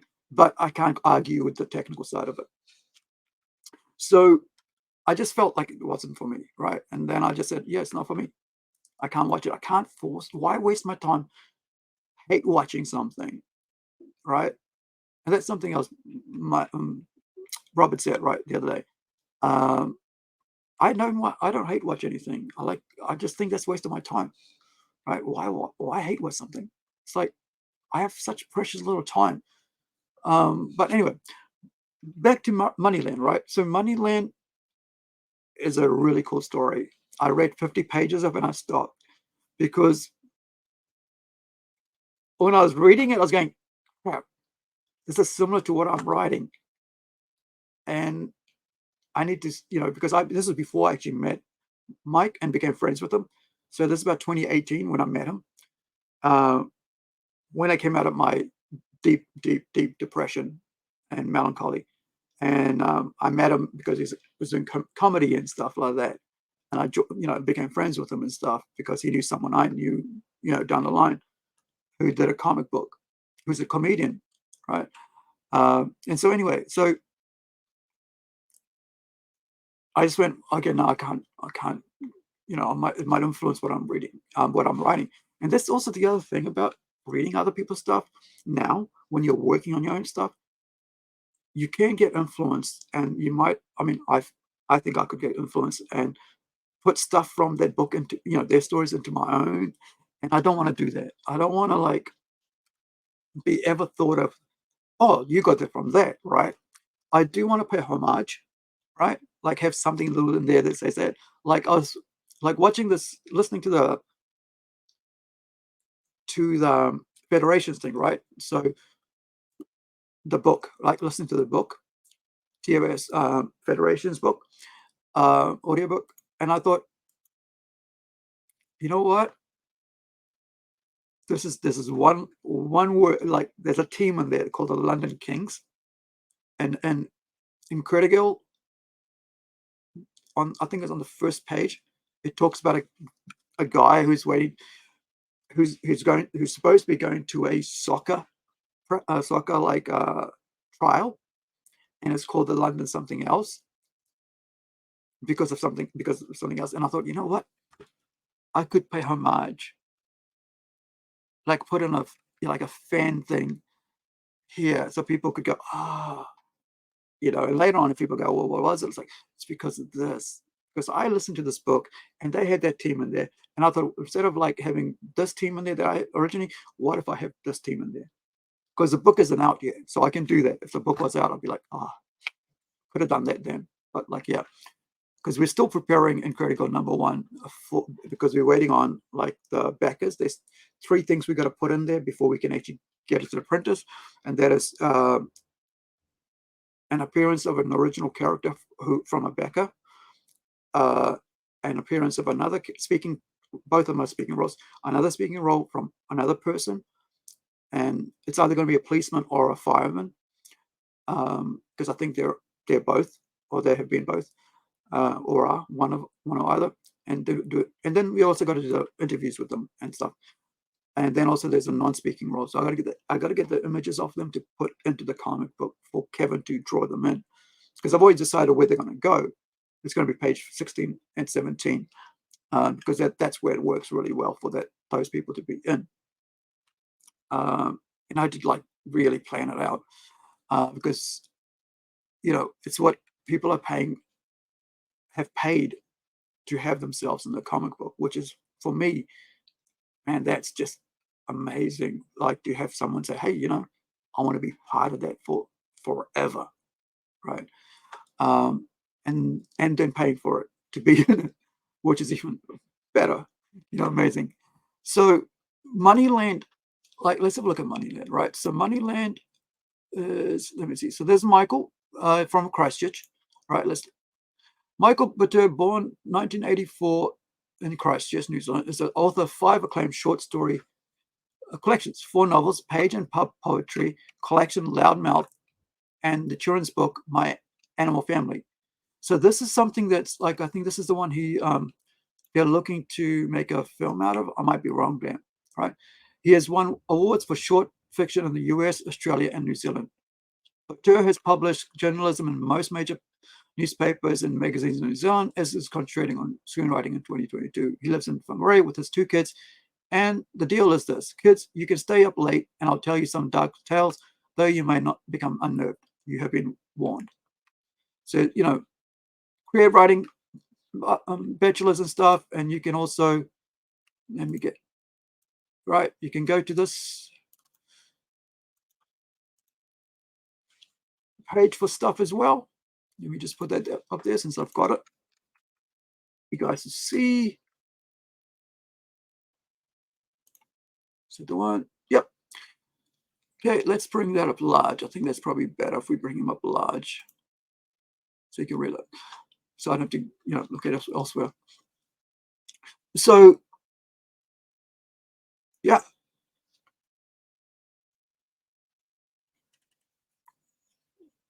Got an award in 21 for Best Australians and Horror Writers Association Short Story for award for Test of Death. Is Test of Death in here?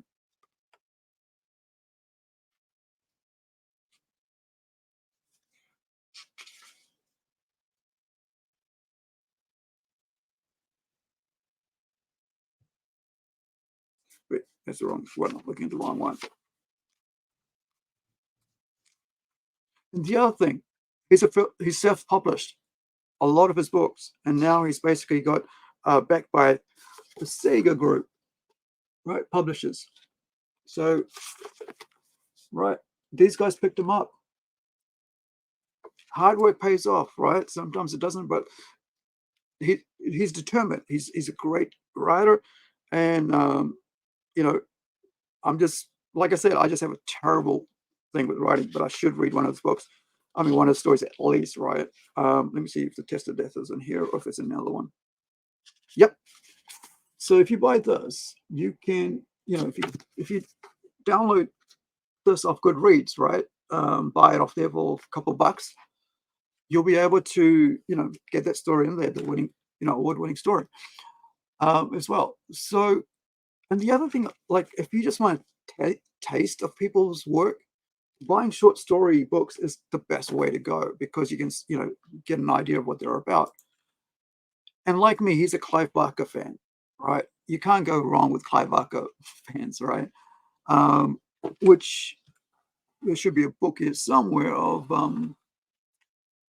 Cabal, which is my favorite Clive Barker book, next to the Hellbound Heart. Cabal being Nightbreed, the movie. It's based on that, and then also Hellbound Heart is Hellraiser. So let's see. No, we don't want to have a look at anybody else's. So let's have a look what they say. I want to read. No, I don't want to read. I want to know about the book. Book details. Is there any?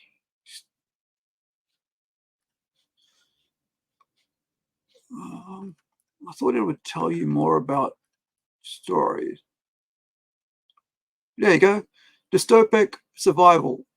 Right. Fascinating, shocking. I hope there are more books coming. I love Lord of Flies-esque stories. This one I will definitely read again. Right. Yeah. So, okay. So first things first, it took me such a long time to finish this book. When I started, it still had its old cover. The new one is an absolute bomb. Okay. Now, I'm not sure if Michael would like me to tell you this, but he gave me the book, the first one with the original cover, right? And I was like, you need to get rid of this cover. I was like, please, this book doesn't tell you anything.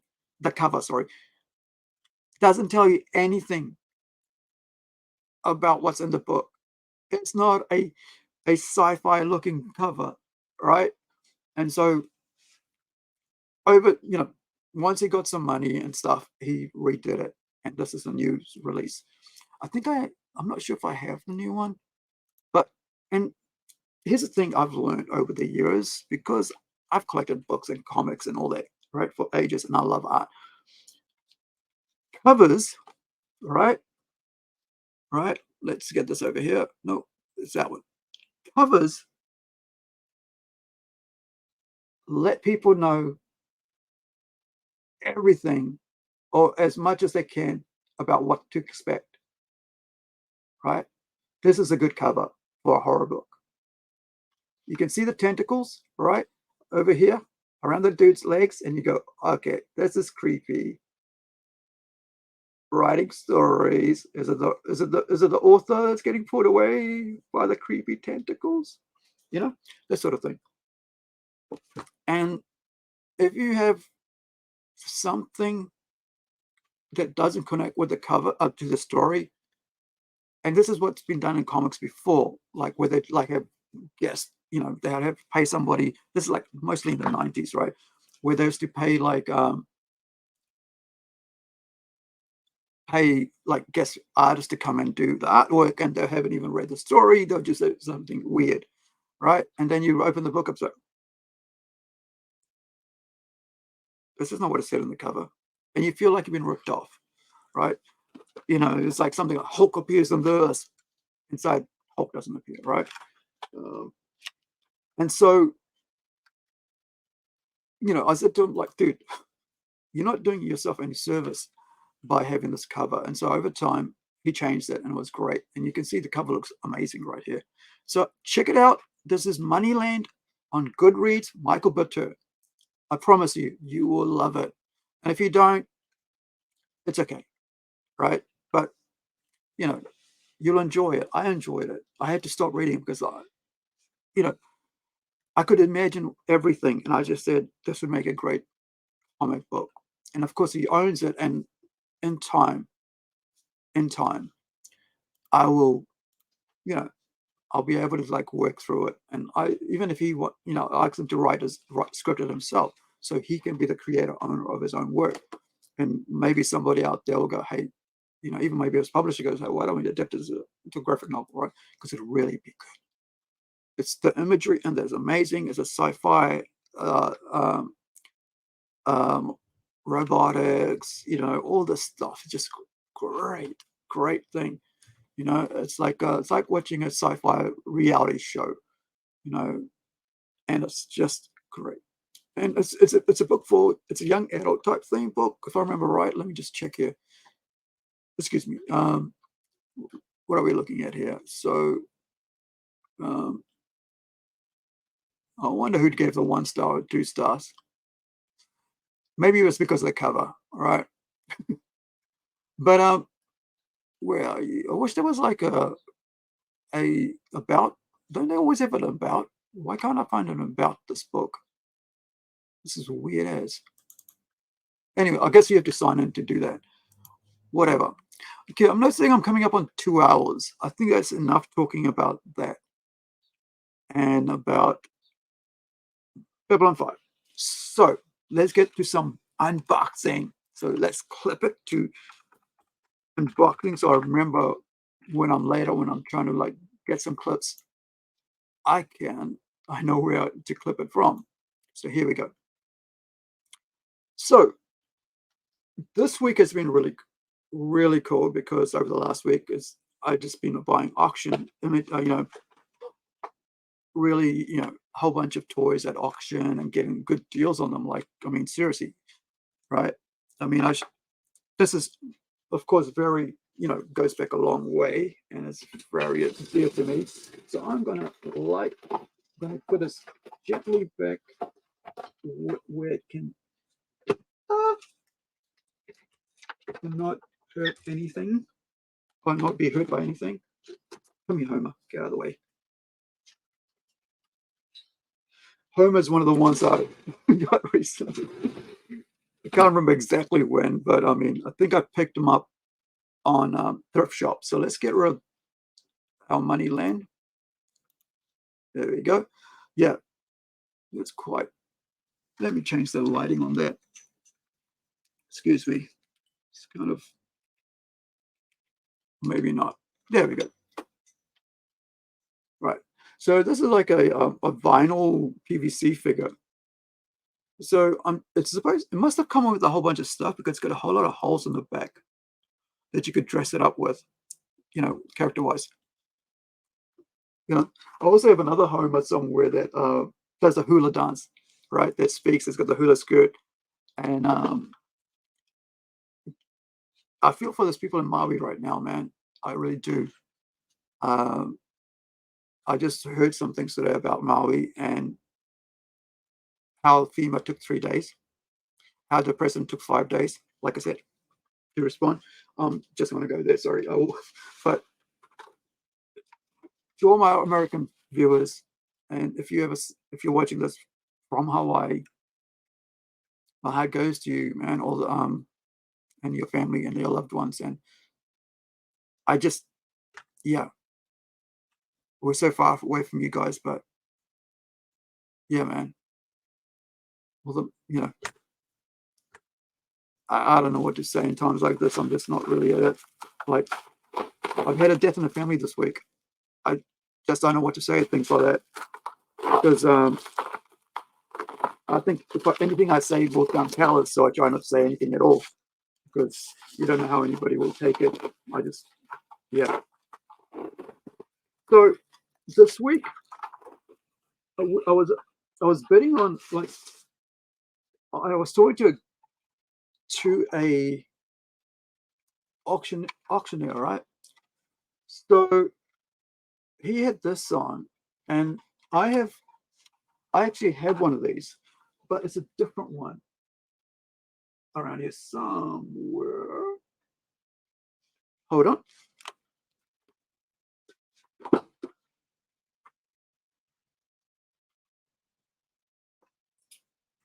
And I also have a whole bunch of big ones, which I don't know where. Oh, there it is. It's a different one. So I've got, excuse me. So like you guys already know, I'm a huge Batman fan, right? So right now, all I'm concentrating is getting as much as Batman or Batman related, you know, Batmobiles characters, whatever I can. So this is the one I have, and this is now the one I got. So this was what was shown, and I was like, okay, cool, man, this is gonna be awesome. And then part of that auction was free, right? I'll complete that in a minute. I'll show you. So now this guy has a channel on YouTube because he's a Batman collector, way bigger Batman collector than me. And so I've asked him to come on the podcast, like on this one, and talk about it. So this is the other one, was that part of it, right? Remember, these are auction. I haven't bought this at full price, right? These are at auction. So if I remember right, the cost I paid for this one, all this, is the price of one of these. So look at the details on this, right? The wheels spin, right? The guns at the front. They're plastic, they're mounted, they don't move. This one has a bit of a move to it, but not really. You know, and the front guns, right? These are just, it's a model kit rather than like a feature thing. But also, there is this is like a remote controlled one, right? So, you know, I guess maybe you could take these out, but I'm not going to do that right now because I don't want to break it in case it doesn't. So this is a remote control, and it's got a battery pack. It's got a left and right, you know, so there you go, right? So I didn't know much about that. I didn't care to even know what was in it, what they did and stuff. All I cared was that they were like, you know, basically, you know, I think maybe I saw this with it. So now you've got a remote control Batmobile. Well, I've never had one, so now I've got one of these, right? So maybe this is worth about at retail might have been about $40-50 on its own, brand new, right? But this is basically brand new. It's very well looked after. So you've got that one, and you've got this one, and so there is another one. So this is Tyco RC, right? Tyco RC. No, can't see it. Sorry. So this is a remote control one again. So there's two remote control Batmobiles, right? Now there's a battery pack that you can charge with USB, right? So know that. Plus, I have extra batteries, AAA's, but right, I've got a whole bunch of them because my brother-in-law works at the hospital, and he gets those, like they use some sort of like instant camera things for the X-ray or whatever it is, and they're only allowed to use like a couple of times the battery, and it drains it really fast, and they can't use it again, right? They have to get rid of it because it might not give you the full imaging, whatever it is. I don't know all these things, right? I'm not that technical like that. And so for me, you know, he just brings them home rather than throwing it out. And so you can, you know, you get a couple more, you know, a couple more hours use out of them because it's not the same level of power that's needed to just run a torch or run an RC, I guess, or in my case, remote TV remotes and stuff. And of course, there is this one, right? I have a larger version of this when it first came out. So, yeah, I have 3 new Batmobiles this week. Thanks to, let me find his channel because I love to show you guys. Because he sent it to me when I didn't know he had a channel until, you know, I paid for it, and I asked him, hey man, I love to, would you like to come on and talk about your things? And said, oh, I actually have a channel that I do all this stuff on. Now, where is it? So there is that, and there's a piece. Here it is. So with this, he said he had found some pieces that were missing that he was, because he in the post in the auction he had basically said this is what's there, and then he texted me, messaged me, emailed me, and said, "Oh, dude, I actually found this, the fins and stuff, because you know." And it's the fins, the top fins is the one he's missing, like he needed for another car, right? So this one, you know, I'll need to find this one somehow, somewhere, and or make it up myself. It's not going to be that difficult. Just cut up some plastic. But he found these, right? Is it the one? I think that's the one. Yeah. So there's that one. Yeah. So they swing up and down, right? So you got your 2 fins. And this was found later after he had actually sold, after I bought it off him at auction. So one of the other good things, like one of the things about this was when I was like talking to him, I said, oh, well, you know, how big are they and so on, and would you, you know, blah, blah, blah. And then Carlos, who knows that I collect, who's a good friend of mine, right? Ooh.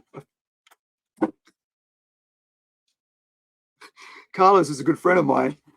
Basically, you know, he said, hey, look, man, have you seen this? Because he knows I'm a Batman collector, right? And he goes, toy collector. He goes, you've seen these? I said, yeah, man, I'm the one who's talking to him. Okay. He said, okay, I won't bet on it against you. I said, cool. So, yeah. And so now I have 3 new, almost new, well looked after Batmobiles from 3 different eras.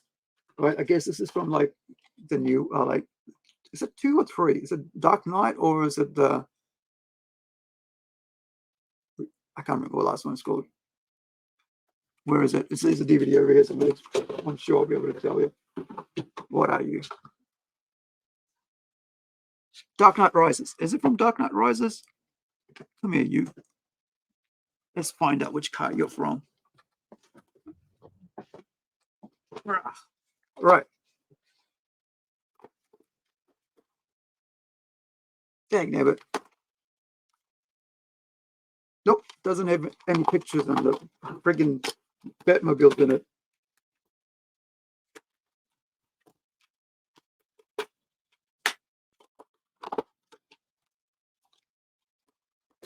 That sucks. Look at that. This one actually has one DC Comics superheroes. Look at that. They actually put that in the Dark Knight Rises. Maybe that's when they realized that, hey, why don't we promote comic books? Right? Because this is based on comics. I think like studios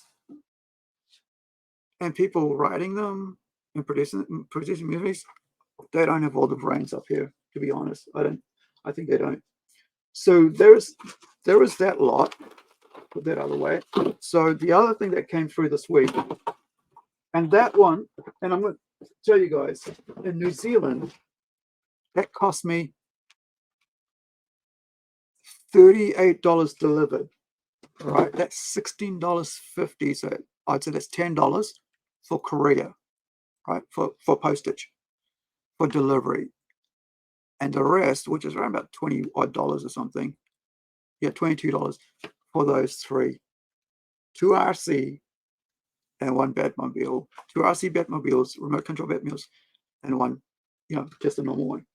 So there is that. Now, I mentioned I was going to talk about, I'll finish up with the other thing. So the other great deal I got this week, go back in there, buddy, done great coin thing, was this lot.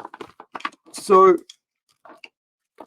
and a lot of times if you converse or comment and ask questions of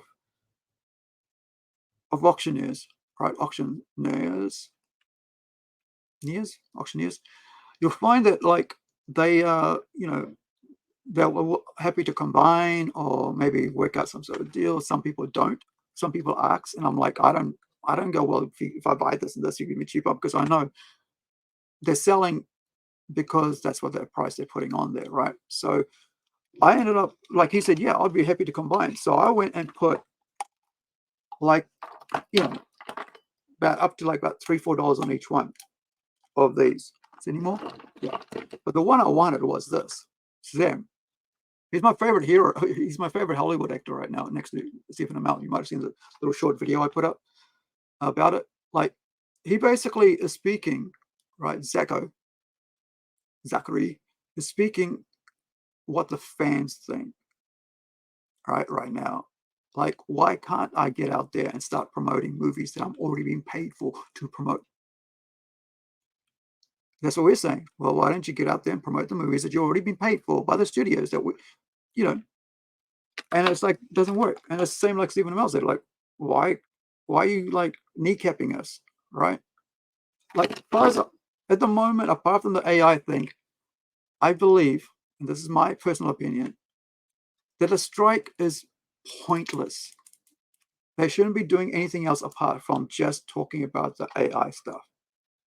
And the strikes are going to whittle away all the dross from the industry that's been hanging on in the hopes of making it.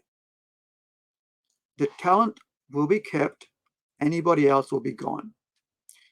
And the studio will carry on, whittling them out until they give up. Because when the money runs out, like I said, it's all about the money. When the money runs out, they will, they'll have to go get a job elsewhere. And then once you get used to living like normal people, not getting paid $2,000 a day or $3 million for a film, that's more than anybody, normal, average person makes in a lifetime. So that's why we don't care. That's why you'll notice a lot of people just don't care about the strikes, because we have learned that they don't care about normal people. They don't care about the fact you have to afford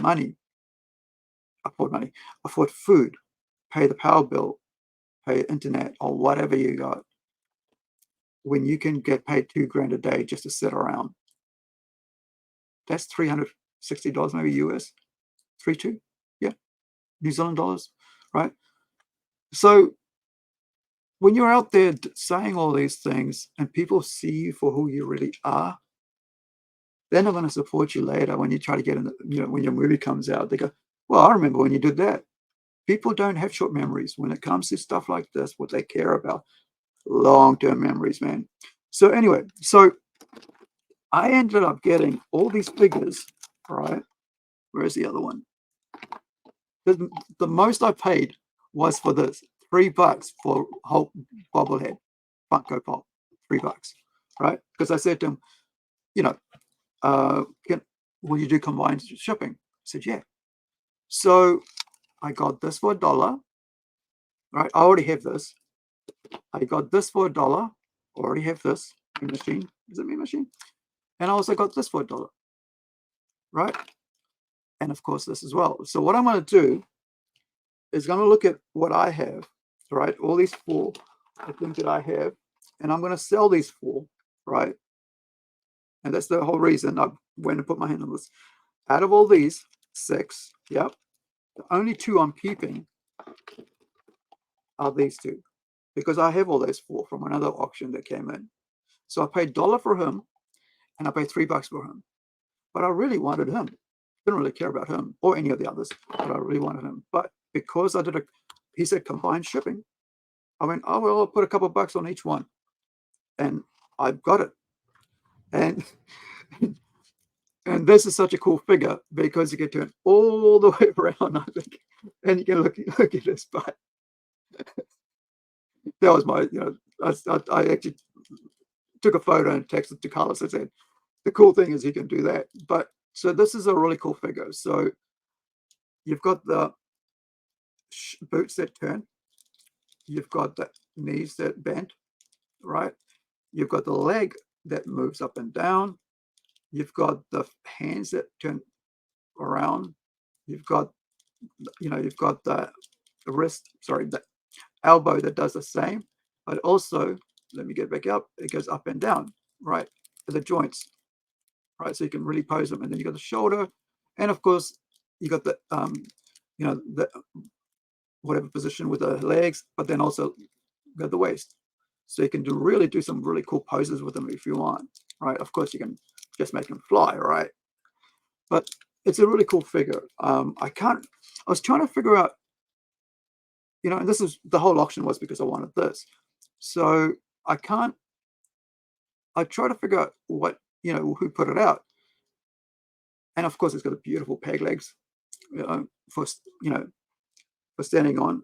And, yeah, there's nothing, doesn't say what company and stuff, whatever. So I kind of think this is maybe like a knockoff, right? But of the actual thing, and sold at a lower cost, whatever. But I love it. I think it's great. It's got the beautiful, rubber, PVC, whatever, cape that bends. And the head, of course, I didn't mention that the head, turns side to side, could go all the way around, up and down, and all that. It's got a real cool look to him. Looks like Zack. Really cool. Get a little smirk there. And that's great. So 6 figures and $9. And I think it was about $10 postage. So it's that, because it's a lot, right? So at the moment it's like about $8, $9 or $10 postage. So it's all that for $16.50.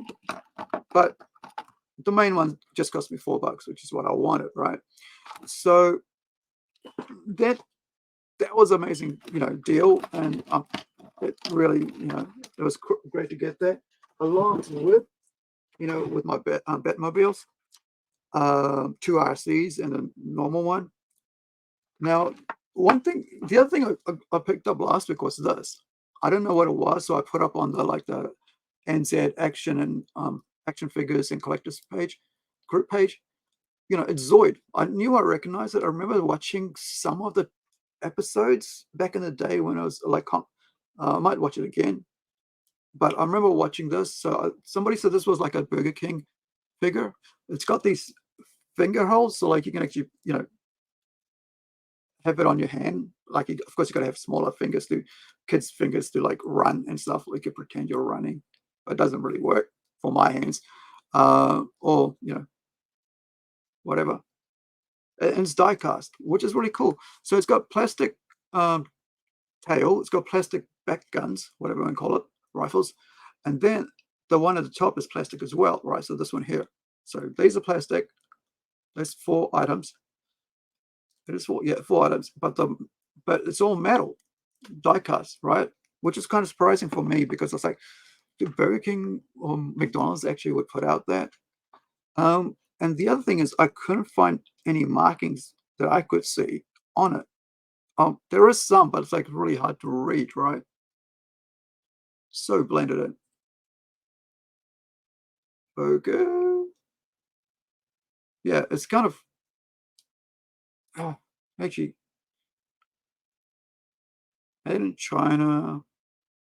Yeah, can't see the rest of it. It's really small. Now, the next thing we're going to talk about, that I wanted to mention, was board games. Right? So my brother, a few years back, I can't remember exactly when, bought me this. Right? I've tried to play it, but there's nobody around me that would play that, because I'm a huge Risk fan. I actually painted a meter by meter, a meter square dinner table, right? That I had as a Risk board. That's how much I loved it, the game, and we used to play on it. So I painted all the places, the original, with Australia, and I actually painted in New Zealand as well, and so on, and all the other countries and stuff, and then in the right colors, and we just play on the table, the need a board. That was left with my ex-wife when I didn't even think about that, and the chairs and all that, which was part of our family for decades. I mean, for quite a while, because it was a table that was bought, and my mum gave to me when we got married. That was bought for our shop. We used to have a takeaway where mum we used to make pies and stuff, and like a cantina kind of thing, back in the day in Motua. And people would come from all around to eat the pies that my mum cooked, because that was it. She's a real good chef. Been a chef all her life, cook chef all her life. So I really love this. I really want to get down to play this someday, but it's such a long game, and this is what is it? This is Marvel Cinematic Universe, right? It's such a cool thing to have, and you can play the Avengers, right? And you can play the Guardians of the Galaxy. There's another one, I think. This is well thought out. There's so much really cool stuff, right? The maps and stuff. And let me see if you can. Yeah. So it's age 10, 2 to 5 players, right? And you've got all these little things. So we picked most of them out, that you could, cards and stuff and places. And like I said, I've never actually had a chance to play this thing. And there's also Marvel's. This isn't even Marvel's Captain America Civil War. So the board is huge, by the way. Let me just have a look show you all these little figures. And that's a cool thing about these. They come with, the tower and so on. What is it? Avengers Tower. You've got all these little, little figures, characters that you can, as your markers, as your army, whatever. You got tokens, right? Focus. Focus. Focus. There we go. You got your planets, right? You've got your paper tokens or the card tokens, right? Different shapes and stuff, I guess, for different games. And then you've got all your game cards and whatever stories you got to play, like this one here. There you go. Am I holding it the right way? This is the Nova Core Xandor, right? And then you've got also you've got this info card at the back, and I guess this is for like you got to put together for the shield helo carrier, right? So this is, I mean, you know, so cool. And then you got the whatever community cards, what do they call it? This card's intentionally left blank. Right? So why is this card intentionally left blank? Right? So you got all these little things that I think you put in to make it all work out, right? Stand up. You've got, you got your tokens, little areas. Ultron Sentry +2 to highest die when attacking, -1 to highest die when defending, right? Stuff like that. And you've got your risk cards. And like I said, I haven't played this. We tried once, but you got to really. Is that holding it upside down? Huh? Weird. Yeah. So So this is kind of like the main cards and stuff, the gameplay. So this is stealth and deception. That's on the back of it. Sadly, you can't get. There we go. A bit more focus there. Okay. So there's so much. You got the dice and stuff. Yeah. There's so many cool things, right, that comes with this. So I don't remember how much it cost, but like I said earlier on, right, my family knows what I love. And whatever they buy me, it's always in line, like 90%, 99% in line with pop culture. Because they know I'm a dedicated and passionate fan of pop genres, right? Pop culture and stuff like that. And so they know I'll be happy if they get me these things. So, my brother is in Australia. Recently, my sister went over to visit with the family. And he sent back a pack of socks, right? And you would think, you got socks. And I'm like looking at them going, yes, they're all Marvel socks, each character socks. So he just didn't think, well, I'll just buy him socks. But it came at the right time because I was like, I'm going to have to get rid of old socks. And next thing I know, my sister goes, hey, this is, bro sent you this. And I go, oh, cool, let's have a look. And I'm open and go, oh, this is so cool. It's like a little, what's called advent calendar type things. Like each one you could open up, but it is an advent calendar. And there's like She-Hulk, there's like Iron Man, there is Thor, and so on, and Hulk. And, there's like 8-pack, I think it was, or 9-pack. So, yeah, and it was just cool. So my brother tends to always know what I love, and so does all my family, right? So they always, I always get some cool stuff that's related to pop culture, right? Check out this Hulk. I think that's the biggest figure around compared to all the little ones, right? Like Captain America, there with his shield, right? And you got Hulk. Check that out. That's pretty cool. So, yeah. So I think, as a fan of board games, right, and Risk and stuff. So I am currently designing, and I mentioned this the other day on podcast on Monday mornings with Aru. Let me get you over to where I can show you and why I brought up the board game thing today. Because I'm writing board game instead of what I'm supposed to be writing. Okay. It works in mysterious ways. Let's go. So this is currently what I am. Another another thing that I'm working on, right?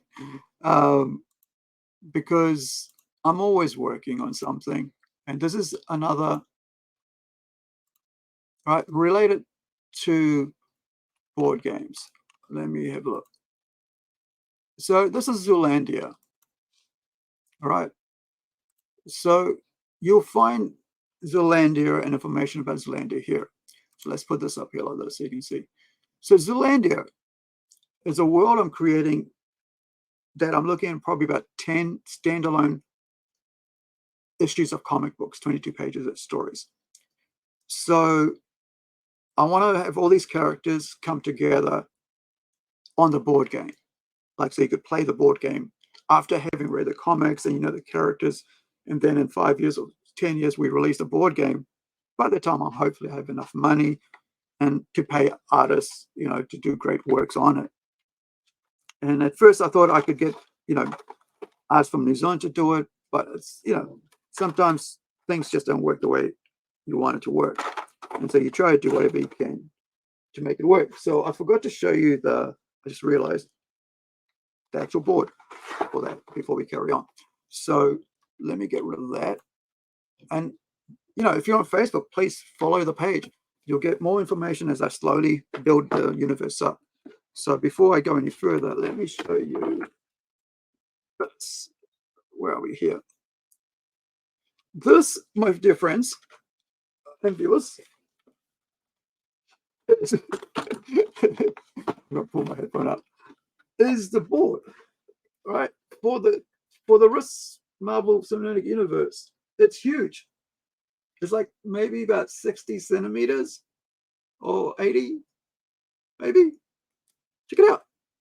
So that's that side. This is this. I guess this is the wrong way. Guardians of the Galaxy, and maybe this is the. Yep, this is the one with the shield. Helicarrier. Very well thought out, and very. Hopefully, it's not too complicated for my little brain to work out.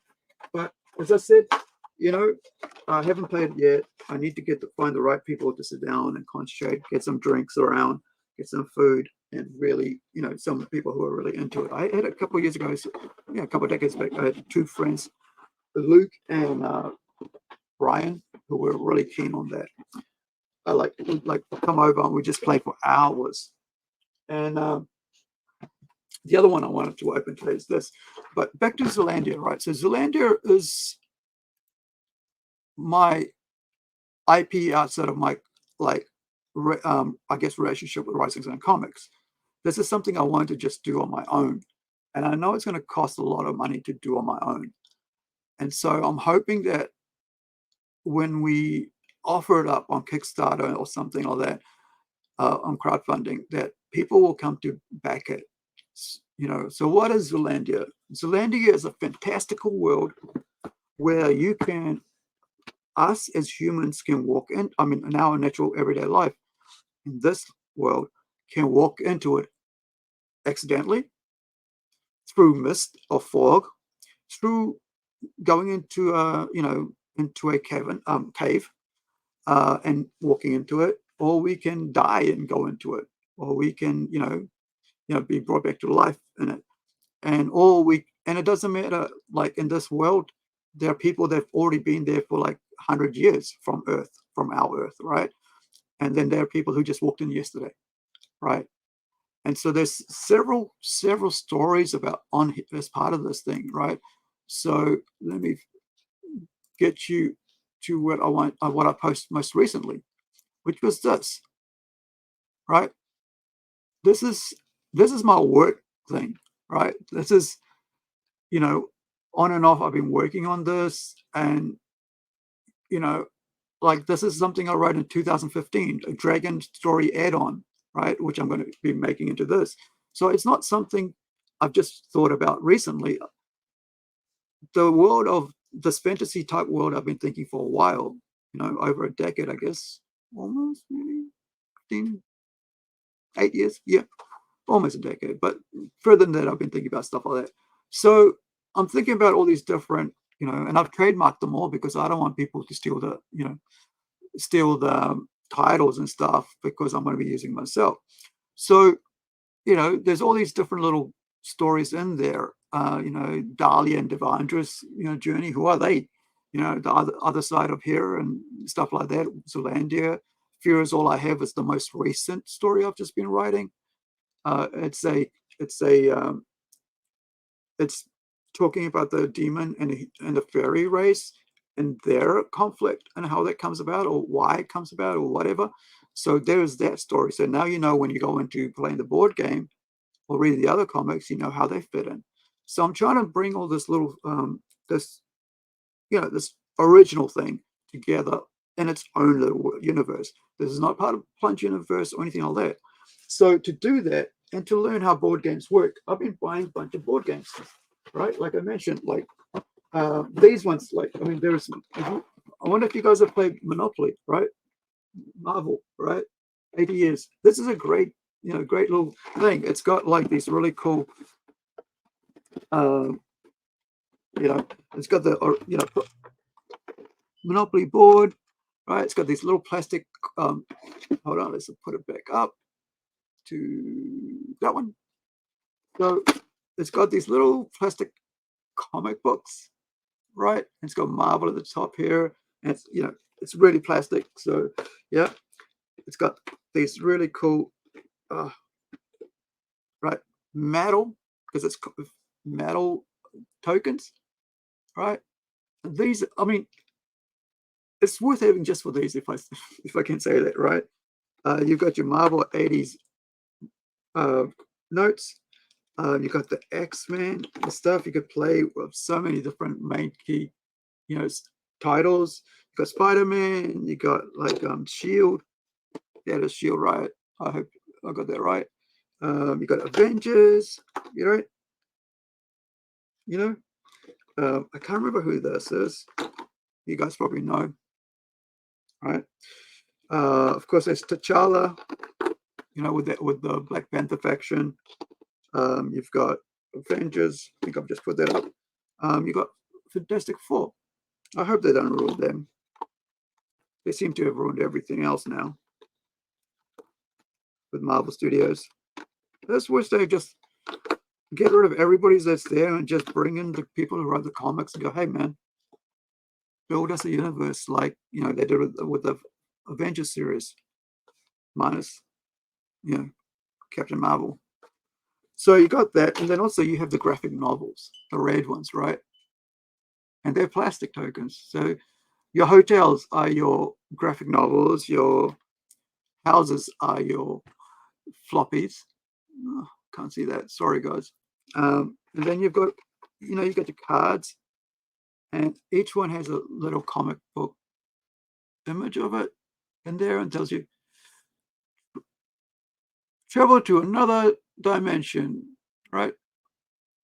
Advance to go, collect 200. Stuff like that. This, just having the comics is really cool. Like crime rate soar in the city after you ditch the Spider-Man suit and quit being a hero. Look at that. Come on, focus, focus, focus. No, it doesn't want to focus, but that's a Spider-Man cover for that. So it's,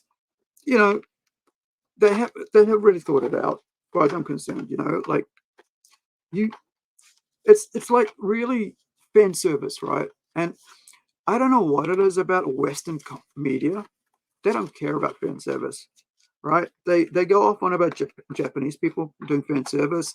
It's like, yeah, because they know how to make money, because they want to make money, because they believe in their product being good, right? And I just wish, Americans would do the same.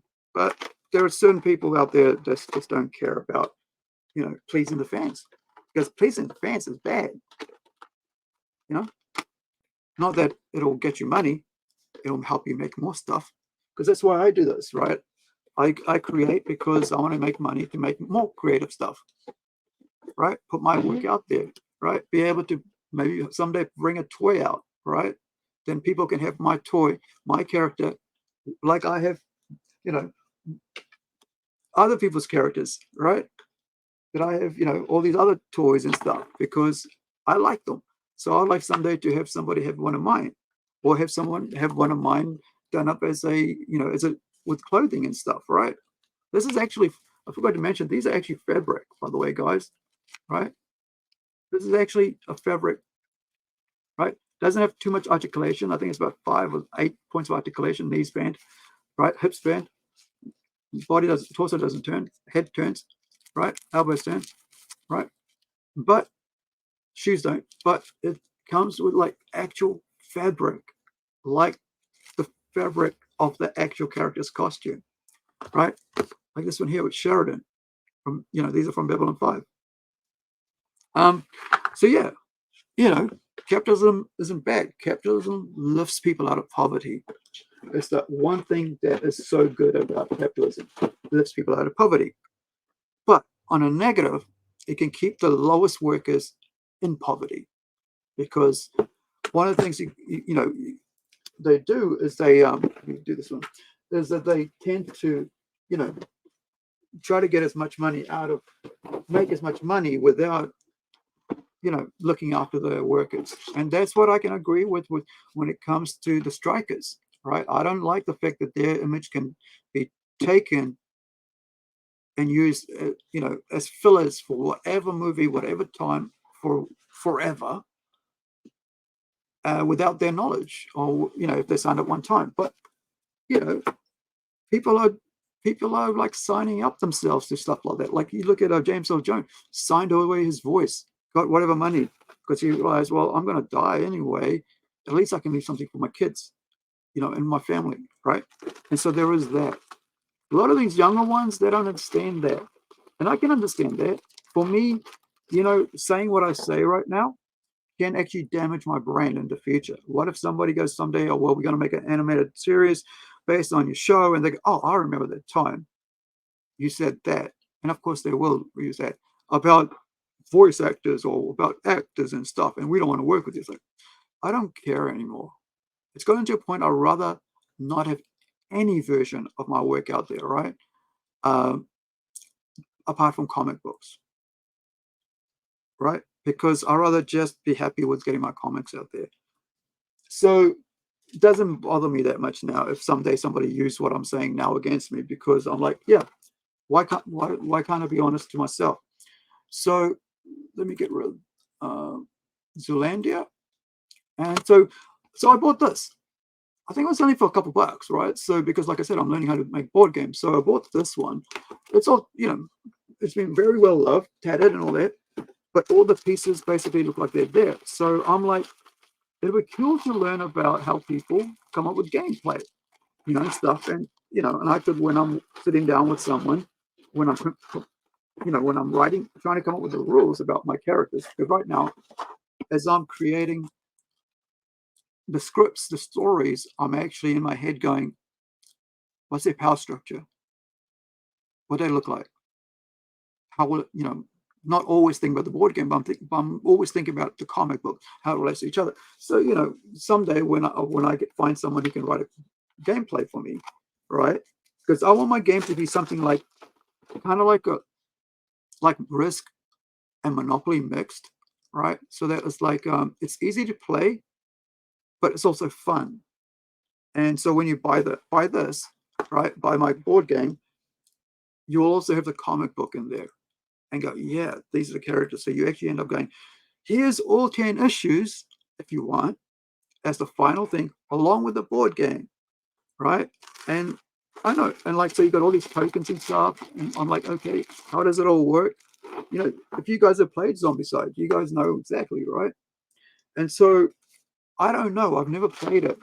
I remember selling it, looking to sell a add-on, or what is it called, like whatever, an add-on pack, whatever, expansion pack, right, in the shop back in 2015, because I thought, oh, okay, I'll build the entire game. Then realized it was just an add-on. But having all these really cool things to, you know, to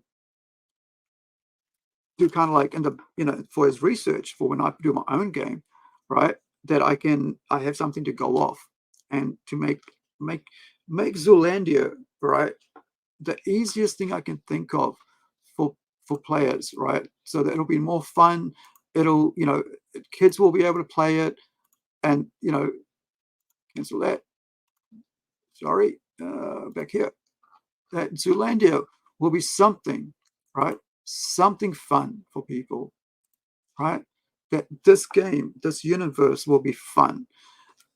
It'll have dwarves in it, fairies, demon lords, it'll have barbarians because I love Conan, right? There's a story I wrote for like that's part of Conan in here, like not the Conan thing, but the barbarian thing, because a friend of mine, he's also loves Conan, so I went and did a story. I think it's called Kalantra. I think it's Kalantra. So this one here, right? That's part of it. If you can, let me put this here so you can see Kalantra over there. It's the fourth one down, right? Oh no, sorry, it's the first one. Clariton Trook. He's the barbarian in the whole thing, right? And he's on a hunt to get revenge for a death. That's his story, right? So you get to know this character through this one-shot comic book, and you read Fantastical Romy. How did Romy end up in this world, in Zealandia? Then you read Kalantra, and that's about something else. I can't remember right now. And, because like I said, I'm writing friggin' 7 comic books right now and working on those projects. And then I've got this here. So whenever this comes into my head, I go, okay, write down this. And then when I've had enough writing, I go back to the other project, right? So I want to bring the best of everything I love to Plunge universe with the comics, with the superhero, with the sci-fi mature series as well. Talking about mature series, if you can, if you're able, please join my Patreon, right? Because I could really, and the reason for this is that I want to be able to pay my creatives all year round, like, keep them on a good stipend, right, all year round, so that they can, when they come to work with me, they don't have to worry about if they get paid or not. Because that's why I sort of said, I worked with a couple of my guys. I said, listen, man, and not everybody wants to mature content because, like they don't want to be known for that. And some don't care. I don't care because, like, I've always from the start, I've said I'm doing mature comics as well. I'm doing all ages and I'm doing mature comics. I'm telling stories I want to tell, and whichever genre and age group they fit in, that's where they'll belong. So for our Patreon, right, it's the mature comics that we do. So you can go and see that page, and you'll find that like there's mature content. So there'll be pencil art, there'll be like inked art that we can't show on Facebook or on social media because risque, nudity, and all that stuff, right? But it allows me to share that work of my creators, right, of my illustrators, and you'll get to see some really cool behind the scenes stuff. And you'll get to I'll talk about the projects, do little podcast recordings, whatever, about those projects and why they are the way they are, why I made them the way they are, why did I change something, and why that character is the way that character is, that I can't talk about, like this public, like in a public forum, but I can talk about them on that page. So, you can donate to it, leave a couple stipends, whatever, a couple of dollars, or just, it's $3 to join for average. And then there's other things you can do where you can, like, I'm still working, like getting original artwork that you can actually buy off my artists. That's something I've got to negotiate with them, work out with them. And I've got 2 artists who are actually working on some great books. One's a sci-fi, one's a supernatural horror. And, and the work that's coming out, man, is friggin' brilliant. Like, I cannot be more proud of the work we're putting out, right? Because I get to see it. I get to see my things come to life through my artist work, artist creativity. I'm going to find something, if I can, and show you. Let me see.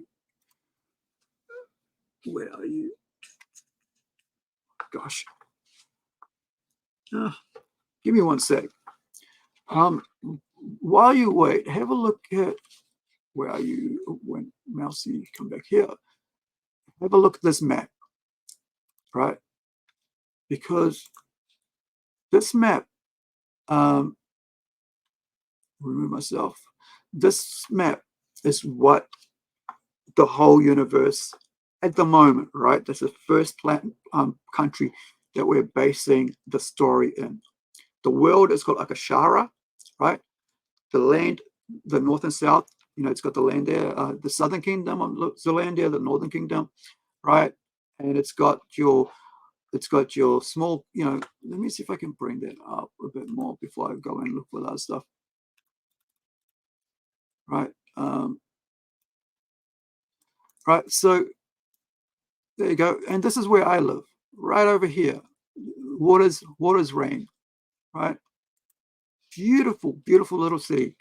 We're surrounded by, like on the West Coast, I always get it wrong. Is it east, west? Anyway, it's on that side from where I'm sitting, right? So there's a harbor and stuff like that in the island. So over here is where, on the left, let me see, wait. Yeah, I guess if you're looking directly at it, it's on the left side of the screen, left side of, what you call it, of Waters Rain, right, whangarei. So, this is the world that, like, I want to base the board game in and the comics so that everybody gets to, get to see the beauty of New Zealand, right? I think you guys have already seen it through Lord of the Rings and stuff, but I mean, it is what it is. Now I've forgotten what I was going to. Oh yes, right. I was going to show you some artwork that's being worked on right now. So have a look at that, and I'm going to play a little bit of music. Hopefully, it won't override this while you're watching. I mean, reading that, and I'll try to be back really soon.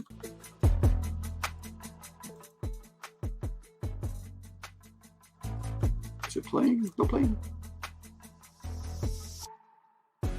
No, I can't hear, but hopefully it's working for you guys. Give me 1 second. Or a couple.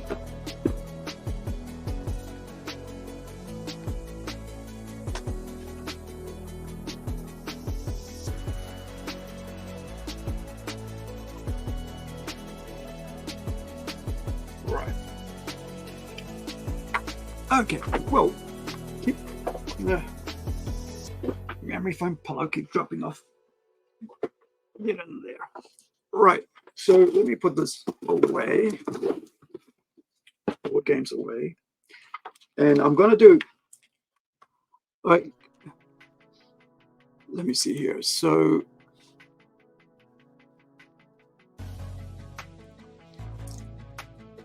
all right, bear with me, and share screen. Where are you, buddy? There you are. Ooh, pardon me. So when I say check out my artist's work, right, and how amazing it is, this is a single panel, right? This is a single panel, right? That was penciled, and this is the full page. All right, let me get rid of the text so you guys don't know what the story is. Right, so this is why I'm so proud of what we're putting out. That's coming out right soon. Let me see. Oh, sorry, the music wasn't still playing. Didn't realize that. My bad. So if you guys watching want to ask questions, ask away, and I'll tell you. So this is a 16-page short. This is page 6, if I remember right, of that 16-page short. This is called Robot Nation. Actually, this story itself is called The Trouble with Bobo, right? TM, by the way. Right? So The Trouble with Bobo is about a young family, with a young kid, who are going to a planet, right? And the idea, they're going to this planet and they're going to live there. right? The mum's some space biologist, right? And dad's up space as a pilot, right? So he's going to go and be a whatever job they're going to be. It's only a 16-page short, right? Complete story, right? I don't like short stories. Just I gotta go read it next week, because I think unless you're doing like a mini series, people who are reading shorts, they just want to have a complete story. So I do anyway, right? Self-contained story, I should say. And so I want to show you the pencil for this. So this is like the Trouble with Bobo, right? This is a page from it, and you can see what I mean, like how great my artist is on this. This is Francisco Conte, right? Conte. And so when he sent me this yesterday, I sent him this with the lettering on it, right? Because he sent me this first, the pencil work. So he sends me the pencil work. I spend a couple. I spend a couple of days. I get around to it, and last night I was able to letter both pages, and I sent them back to him, and then he sends me back with the inks, because he sends me them and goes, and then like waits for me to say, is it all good? And normally I say no, nothing. I'm like, I don't say anything's bad. I just say I love it, thank you, because I'm just letting my artist do what he does because he's great at it. I don't need to question what he's doing. He's putting out exactly what I asked of him. And so I don't, he's giving me everything I want. And I don't often tell my artists to change anything unless there's something very, very key to the story, or it's not what I specifically don't want in it. But there's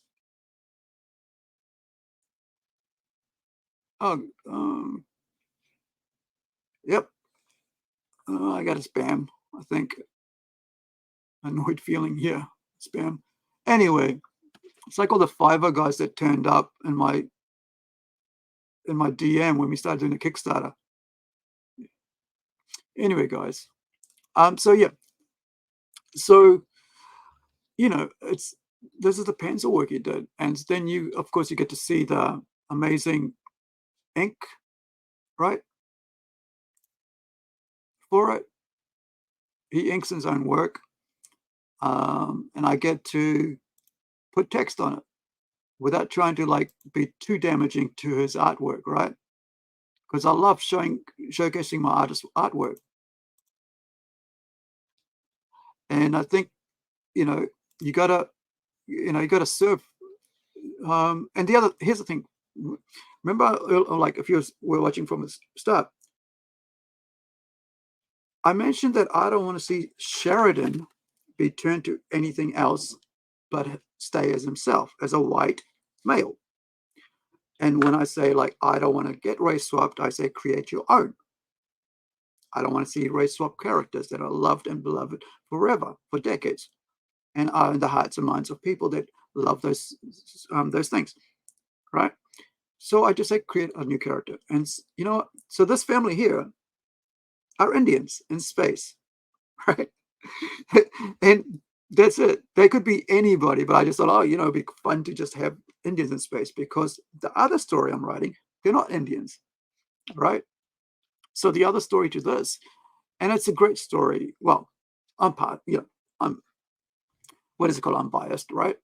But the artwork itself is amazing. And so I always talk about the artwork, and it delivers what I want the goods to. So the other story on this, which is a 12-page, right? 12-page story, is called Robot Nation, the title, right? So let me get rid of that. Oops, there we go. It's called Robot Nation, which is a title, right? Which is a title, book title story, right? And so the idea here is that there's these two people have been away vacationing on an island, and it has to do with the fact that the female's having issues, right? And so the male, her partner, they've just gone away for a holiday. And they come back and the world has gone to mush. It's a 12-page self-contained story, right?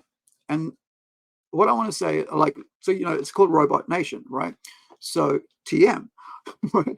So that this is there's 2 stories, 12-page, 16-page self-contained stories.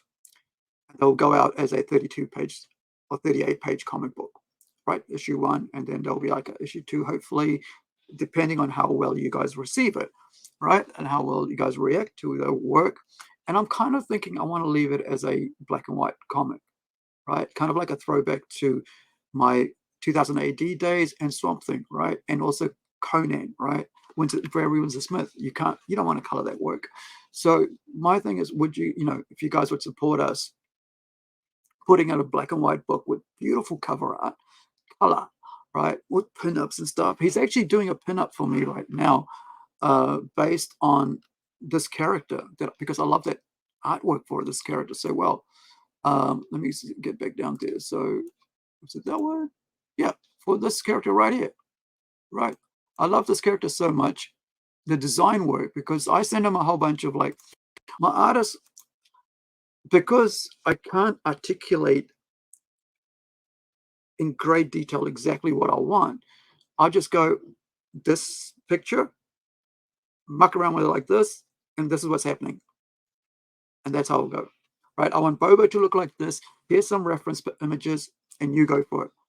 And he came back with this, and I was like, whoa, freaking heck. So then I had to go, you know what?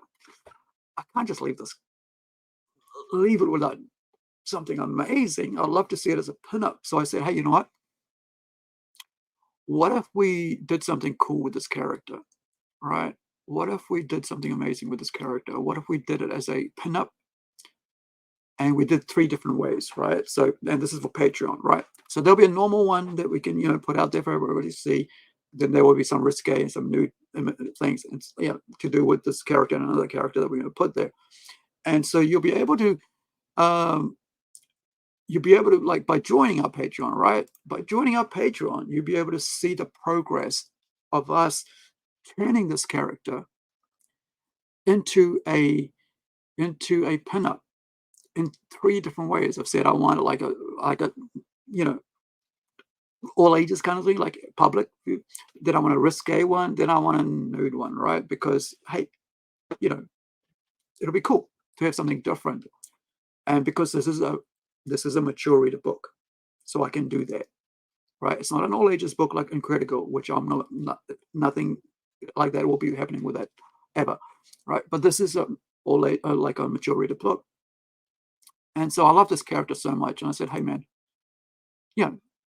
jump on and let me know if you want to do that. And he said, yeah, send me a mock-up and we'll go for it. So I'm not sure if this is who I think this is, but I haven't read the script because I have written the script, but what I mean is, like, when I get the page in, then I go and write this, like, do the lettering, because I'm the one who does the lettering. I'm the one who does the book design. And, so they'll be so cool, because I think we can use the pinup as the cover, but also as a poster, but also we can do like 3 cards, like trading cards for these characters in different positions, and so other ones as well.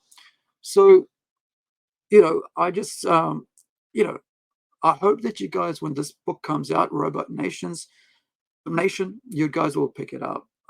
You guys will actually give it a try, and we'll back it on Kickstarter, because like I said, I'm here to make sure that the work that's done by my artists, they are paid for that, and that they are supported. And that's why I did the Patreon, so that I can say, hey, look, why don't we do other artwork and all this stuff? I'm the one who'll be putting it up there. I'm the one who will be managing it, and you get to see how much money's coming in, who's supporting you, and so on. And then we'll work out how it works, right? And we do it per page rate that normally do it, so people get paid for their work. But unless I have backing, right? Unless I have people like you guys out there who are supportive of that, I can't do that. And so I got to wait until the comic book's done before I can pay them, right? Whatever I can try, because look, I'm out here making 7 books at a time, and we've only got 1 out. And as you know, Kickstarter holds the the money for ages before they release it all to you. And you guys saw what happened with, and we're only a little studio, right? And there's only about 5 people working on 7 books or something. There's Kevin, there's Francisco, there is Hugo, the colorist, there is James, right? So is that 4 people? Yeah, it's 4 people and me, so that's 5, right? Working on this, and I'm doing all the writing and design, book design, and all the logos, because I love my logo design. All the character, all that stuff, all the creative sides, all the, idea of the house, whatever. So, and then I go, here, guys, take this and turn it into this, and that's what you see in front of you. So, yeah, I'm really excited, and sheesh, we're up to 3 hours. But since we're there, let me open up well, not let me. I'm going to open up from stream. I'm going to open up what I haven't opened up yet. I've never opened this, right? Still the seal, as you can see. So this is, I better put it in there. What board is this? This is a board game. Why is board game 2 words? Board game unboxing. I didn't realize I got 3 hours on my own. Right, so this is Batman, Savior. Yes, usually work. Nope. Say you save.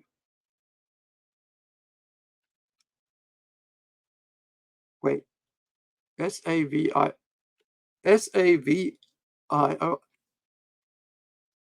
It tells me that's the wrong spelling, but it's here. Weird. Maybe it's supposed to be you. Hold on 1 second. I'm going to try this. So, yes. You Americans don't know how to spell. Serious, look. It's supposed to be you over here. Before the R. It's red lining on there. Okay, of Gotham City. And then we'll get onto this. But like seriously, man, like I know you guys do your Zs and all that instead of S's, but it's just you got me there. You really got me. You got me now, Kinks girl. You really got me now. You got me so I can't get oh yeah. Love that song. Grew up listening to it. That's what probably got me into metal as well. Right. The great unboxing of the board game spelt wrong. Americanized. So this retails at 69 New Zealand. Right? But however, I got it at half price. And that's probably the only reason I buy it. Because really, like I said, I'm not out here rich, right? I'm out here trying to make a living, right? Make a living without actually working physically every day of the week. So I'm out here trying to make a living by doing all these, creating comic books and stuff and trying to put up Patreon and whatever. And so, right, $35 New Zealand, half priced from $68. Was that 69? 60? I'm not going to go there. All right. But it was $69, by the way. So this is it. Right. So get on the shoulder. So it says here, ages 8+, players 2 to 8, time 30 minutes to 45 minutes. Yep. The artwork. Gosh, I wonder who did the artwork because this is beautiful. I wonder if it kind of looks like Jim Lee.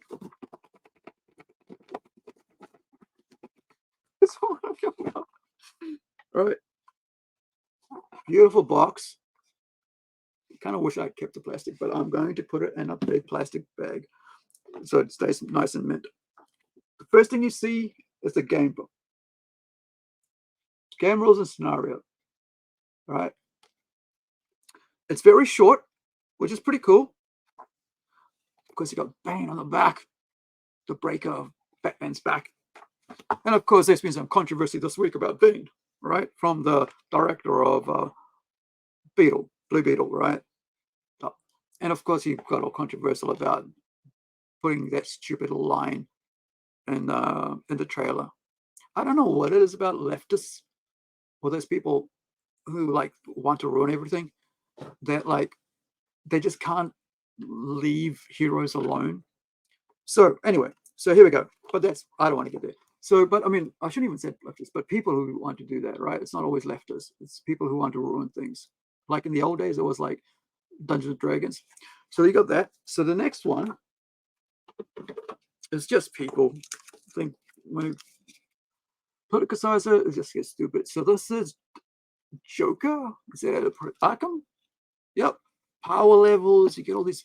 It's pretty crazy. These cards are pretty big, right? Like I said, I've never opened it. So you got heroes. So I guess that the other side would be villains. So let's have a look at these amazing little cards and see what they're like. So, right. So you got Joker. Yep, villains at the back. You got Penguin. You got Poison Ivy. Redhead. Love redheads. Always have. Always will. Gustav Klimt is one of my favorite artists. It's probably my favorite artist, to be honest. I've got his painting up somewhere. And a book. So, yeah. So, Poison Ivy.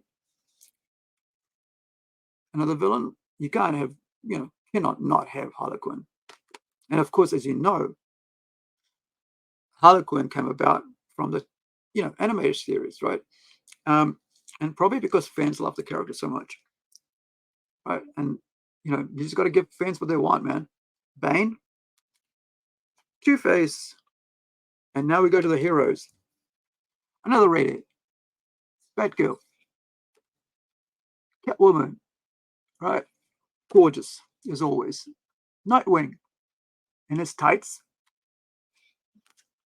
And Batman. So, let's see. We got four heroes. 4 heroes going up against 6 villains. So I would like to know, where's Robin? Where's Batwoman? I mean, that'd be cool, right? Or maybe Talia. Talia could be like the 6th person. So you got all these cute little, well, they are actually. They're quite cute, right? And what's the Japanese name for cute? I forgot it now. Right, so you got those little token cards, I guess, of each one. I'm not going to pop them out yet. And then you've got the counters. And I didn't realize, but on the back, they've got art as well on each one. So I guess you get the villains and you got the heroes tokens.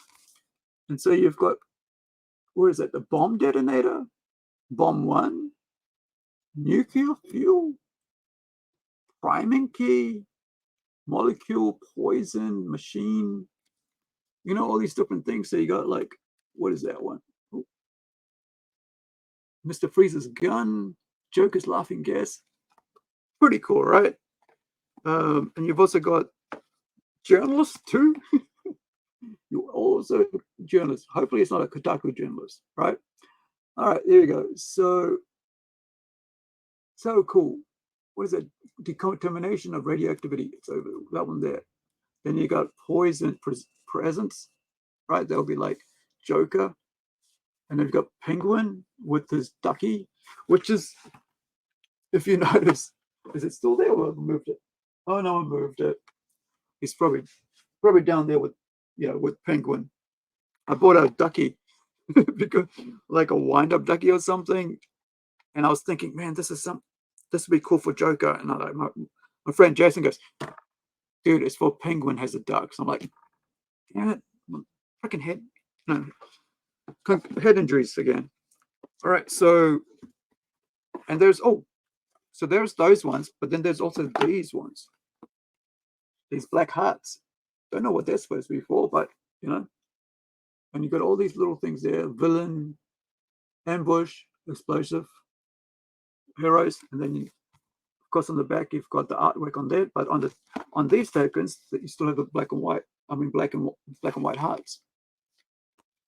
Now let's put that over there. Please don't fall off. Before I get to the board game, let's see what else is in here. Oh, you got this, and I wonder if that's for, like, I guess for the counters. Now, unlike the Marvel Monopoly, which had, right, which had these tokens, character tokens, whoops, sorry, like that, made out of metal. It's cold as, well, not cold, it's what, cold to the touch, but that's how I knew it was metal, not plastic, right? They have plastic stands for the cardboard, you know, where for the characters, right? Which isn't too bad, but I mean, wouldn't it have been cool if it was actual figures, right? You know, people, you know,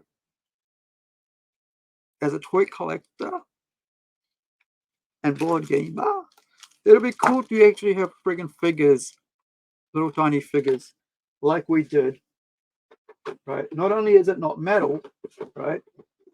It's not actually figures either, right? And a board game about actual figures, right? Like actual characters and stuff from a toy company. I mean, comic company, right? So these are comic characters. So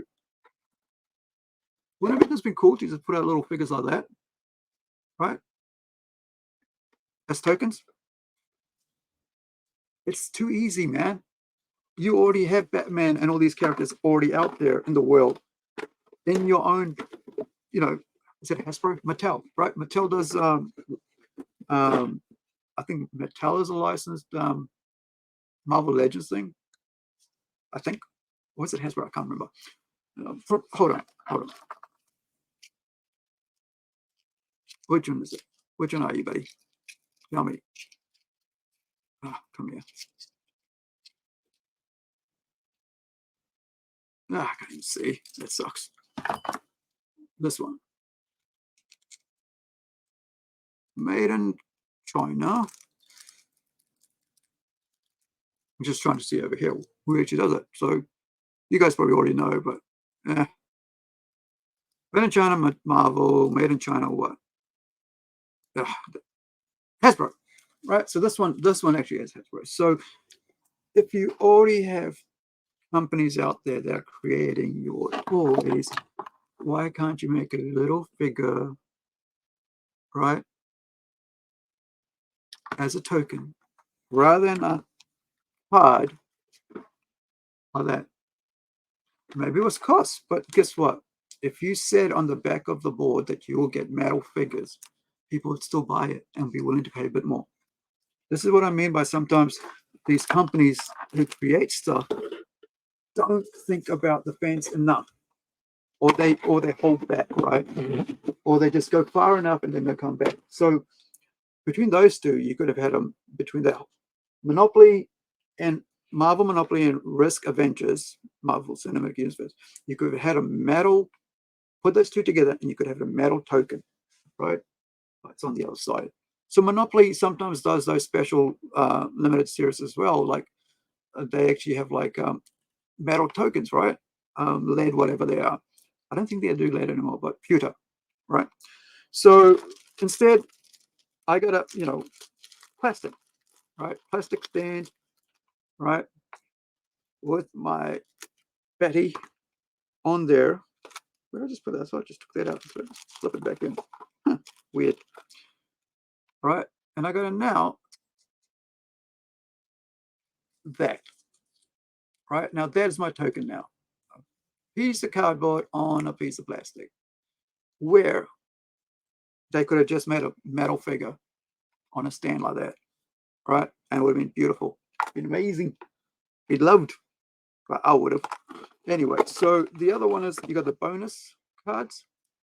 The characters is the Brute. I am Brute. And then you've got like the bonus, whatever it is. And then you've got the other one, which I guess these are the bad and the good. So I guess this is the villain side. Too much light. Villain side, and this is the hero side, right? Cops. Good cops are heroes, right? Bad cops are villains.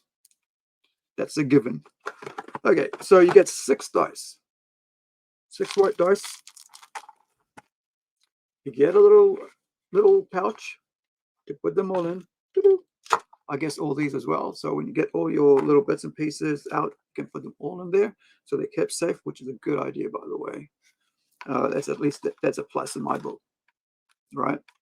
And now that's all there. So those are cards. Yep.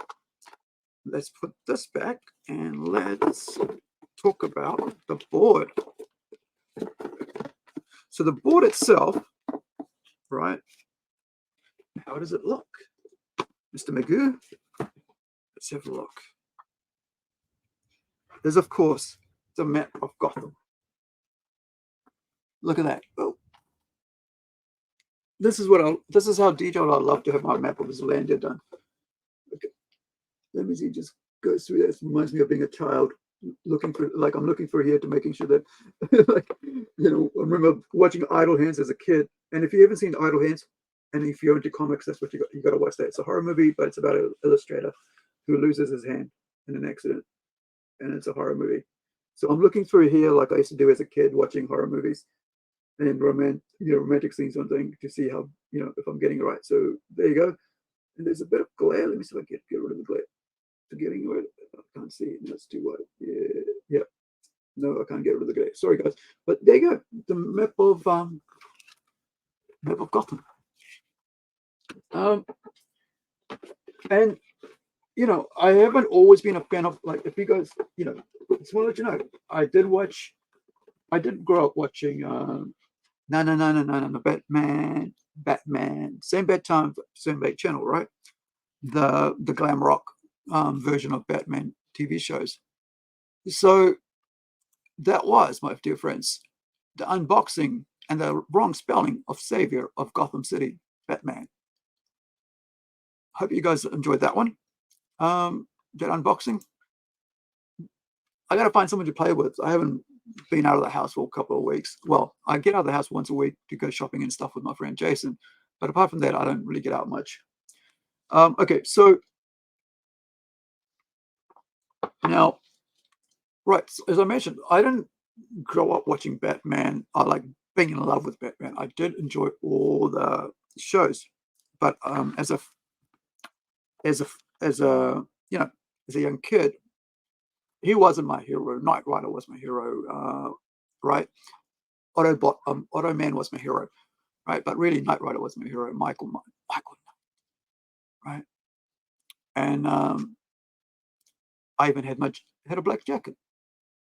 Remember, right? Was it red? Mum bought it for me specially because she knew how much I loved it. So you can see, even as a kid, I had support for my fandom from a young age. And but it didn't. I'd watched all the movies and stuff, but like I didn't actually get into Batman until I read the Cataclysm, the fall of Batman, the earthquake in Gotham, hardcover book, and also and that made me think, this is a really cool character. I might start buying the comic books, and that was 2003, right? So I've been a fan of Batman, as a legit fan of Batman for 20 years now, right? And so with that comes all this craziness, right? A whole friggin' wall and all this over here of Batman, and it's like goes all the way to 4. So see that cube there? There's 4 of them, and I've got to clear the bottom one. It's full of comics, but I haven't really had time. I'm working through selling some stuff at the moment. But also, you've got all this here, right? All of Batman. I've got way too much Batman. As I mentioned, I also got this week. Whoops. Right, 3 friggin' like just arrived yesterday, right? Not that one. So this was done unboxing, I guess, of the toys today. Was these 3 Batmobiles, 2, and then this big one here, right? So now I have 3 more Batmobiles to add, and I get to put a figure in here. Wouldn't it be cool? I wonder if it's a Kenner figure that'll go in there. right? And along with all my other Batmobiles and all that, and then the Hot Wheel ones or Mattel ones, whatever the ones they do it, and and the ones I actually own. There's about 2 over there. There's about two over there, and there's about a whole bunch of little ones. There's actually a Lego little, setup over there and all that. And there's a whole bunch of ones over there, and it's just everywhere. But so, like I said, it wasn't until the book, the hardcover book, about the fall of Gotham and the earthquake and the cataclysm, I think it was Nightfall or something, I'm not sure, that really, really made me think this is a character I can really get behind. And so for 20 years, I've been reading it and buying the books, buying the graphic novels, buying the toys, telling people about it, sharing my love for it, buying the DVDs, right? Buying the movies, watching the movies at the movies, collecting the special discs, the masks and all that. But so when somebody starts going, Batman's a fascist, I go, yeah, well, I don't want to be interested. I'm not interested in whatever else you got to say. Unless you can follow it up with, well, that's a bad guy that says it. But even then, I'm going to say, well, why did you put it in the trailer? Anyway, that's all for me today. I did not expect to go this long. Usually I have my friends join me, and today they weren't available for whatever reason. And I'm kind of like grateful that they joined me. I like bouncing ideas off them. I like sharing what they have to share. I've invited other people to come, other toy collectors, other podcasters, right, or YouTubers who do toys and stuff, just to come on and hang out and show off their pieces and talk about their passion and why they started, how they started, why they carry on, and who got them what. It'll be great. I'm looking forward to it. So please, please, please, if you have a toy channel, if you're a collector, don't care what world you're from. This is a time, 3 hours earlier from now is when I start broadcasting. So whatever time that is in your country, send us an email, right? Let me just grab our email so that you know where we're at. Let me grab that.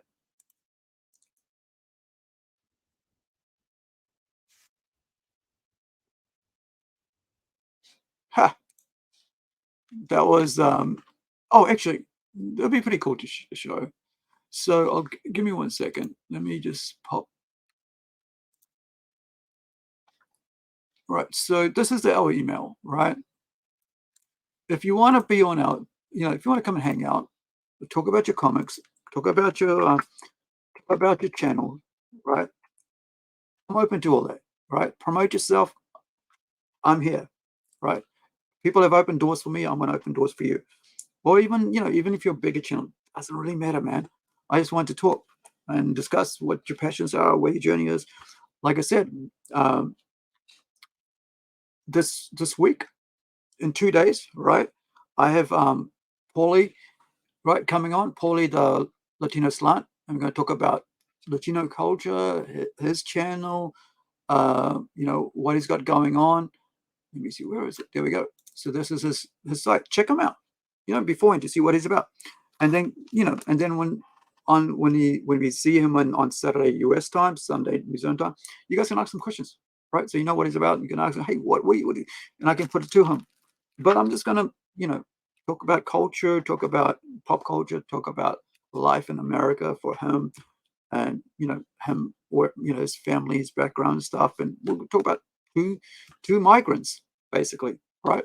Talking to each other about things that we love.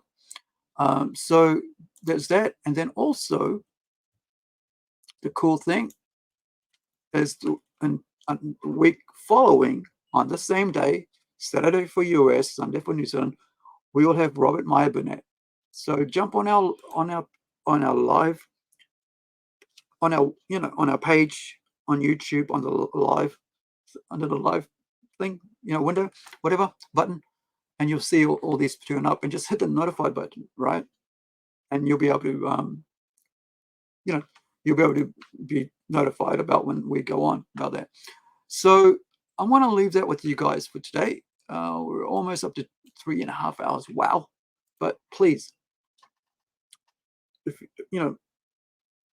I don't care what your beliefs or religions or politics are. If you love pop culture, I want you on. I want to talk pop culture. If you're creating comics, I want to talk to you. If you have a YouTube channel about pop culture, I want to talk to you. If you're in making films out there, indie films, whatever, I want to talk to you because that's all my background. If you're a chef, heck, I'd love to talk to you about cooking because that's what I've got a background in that as well.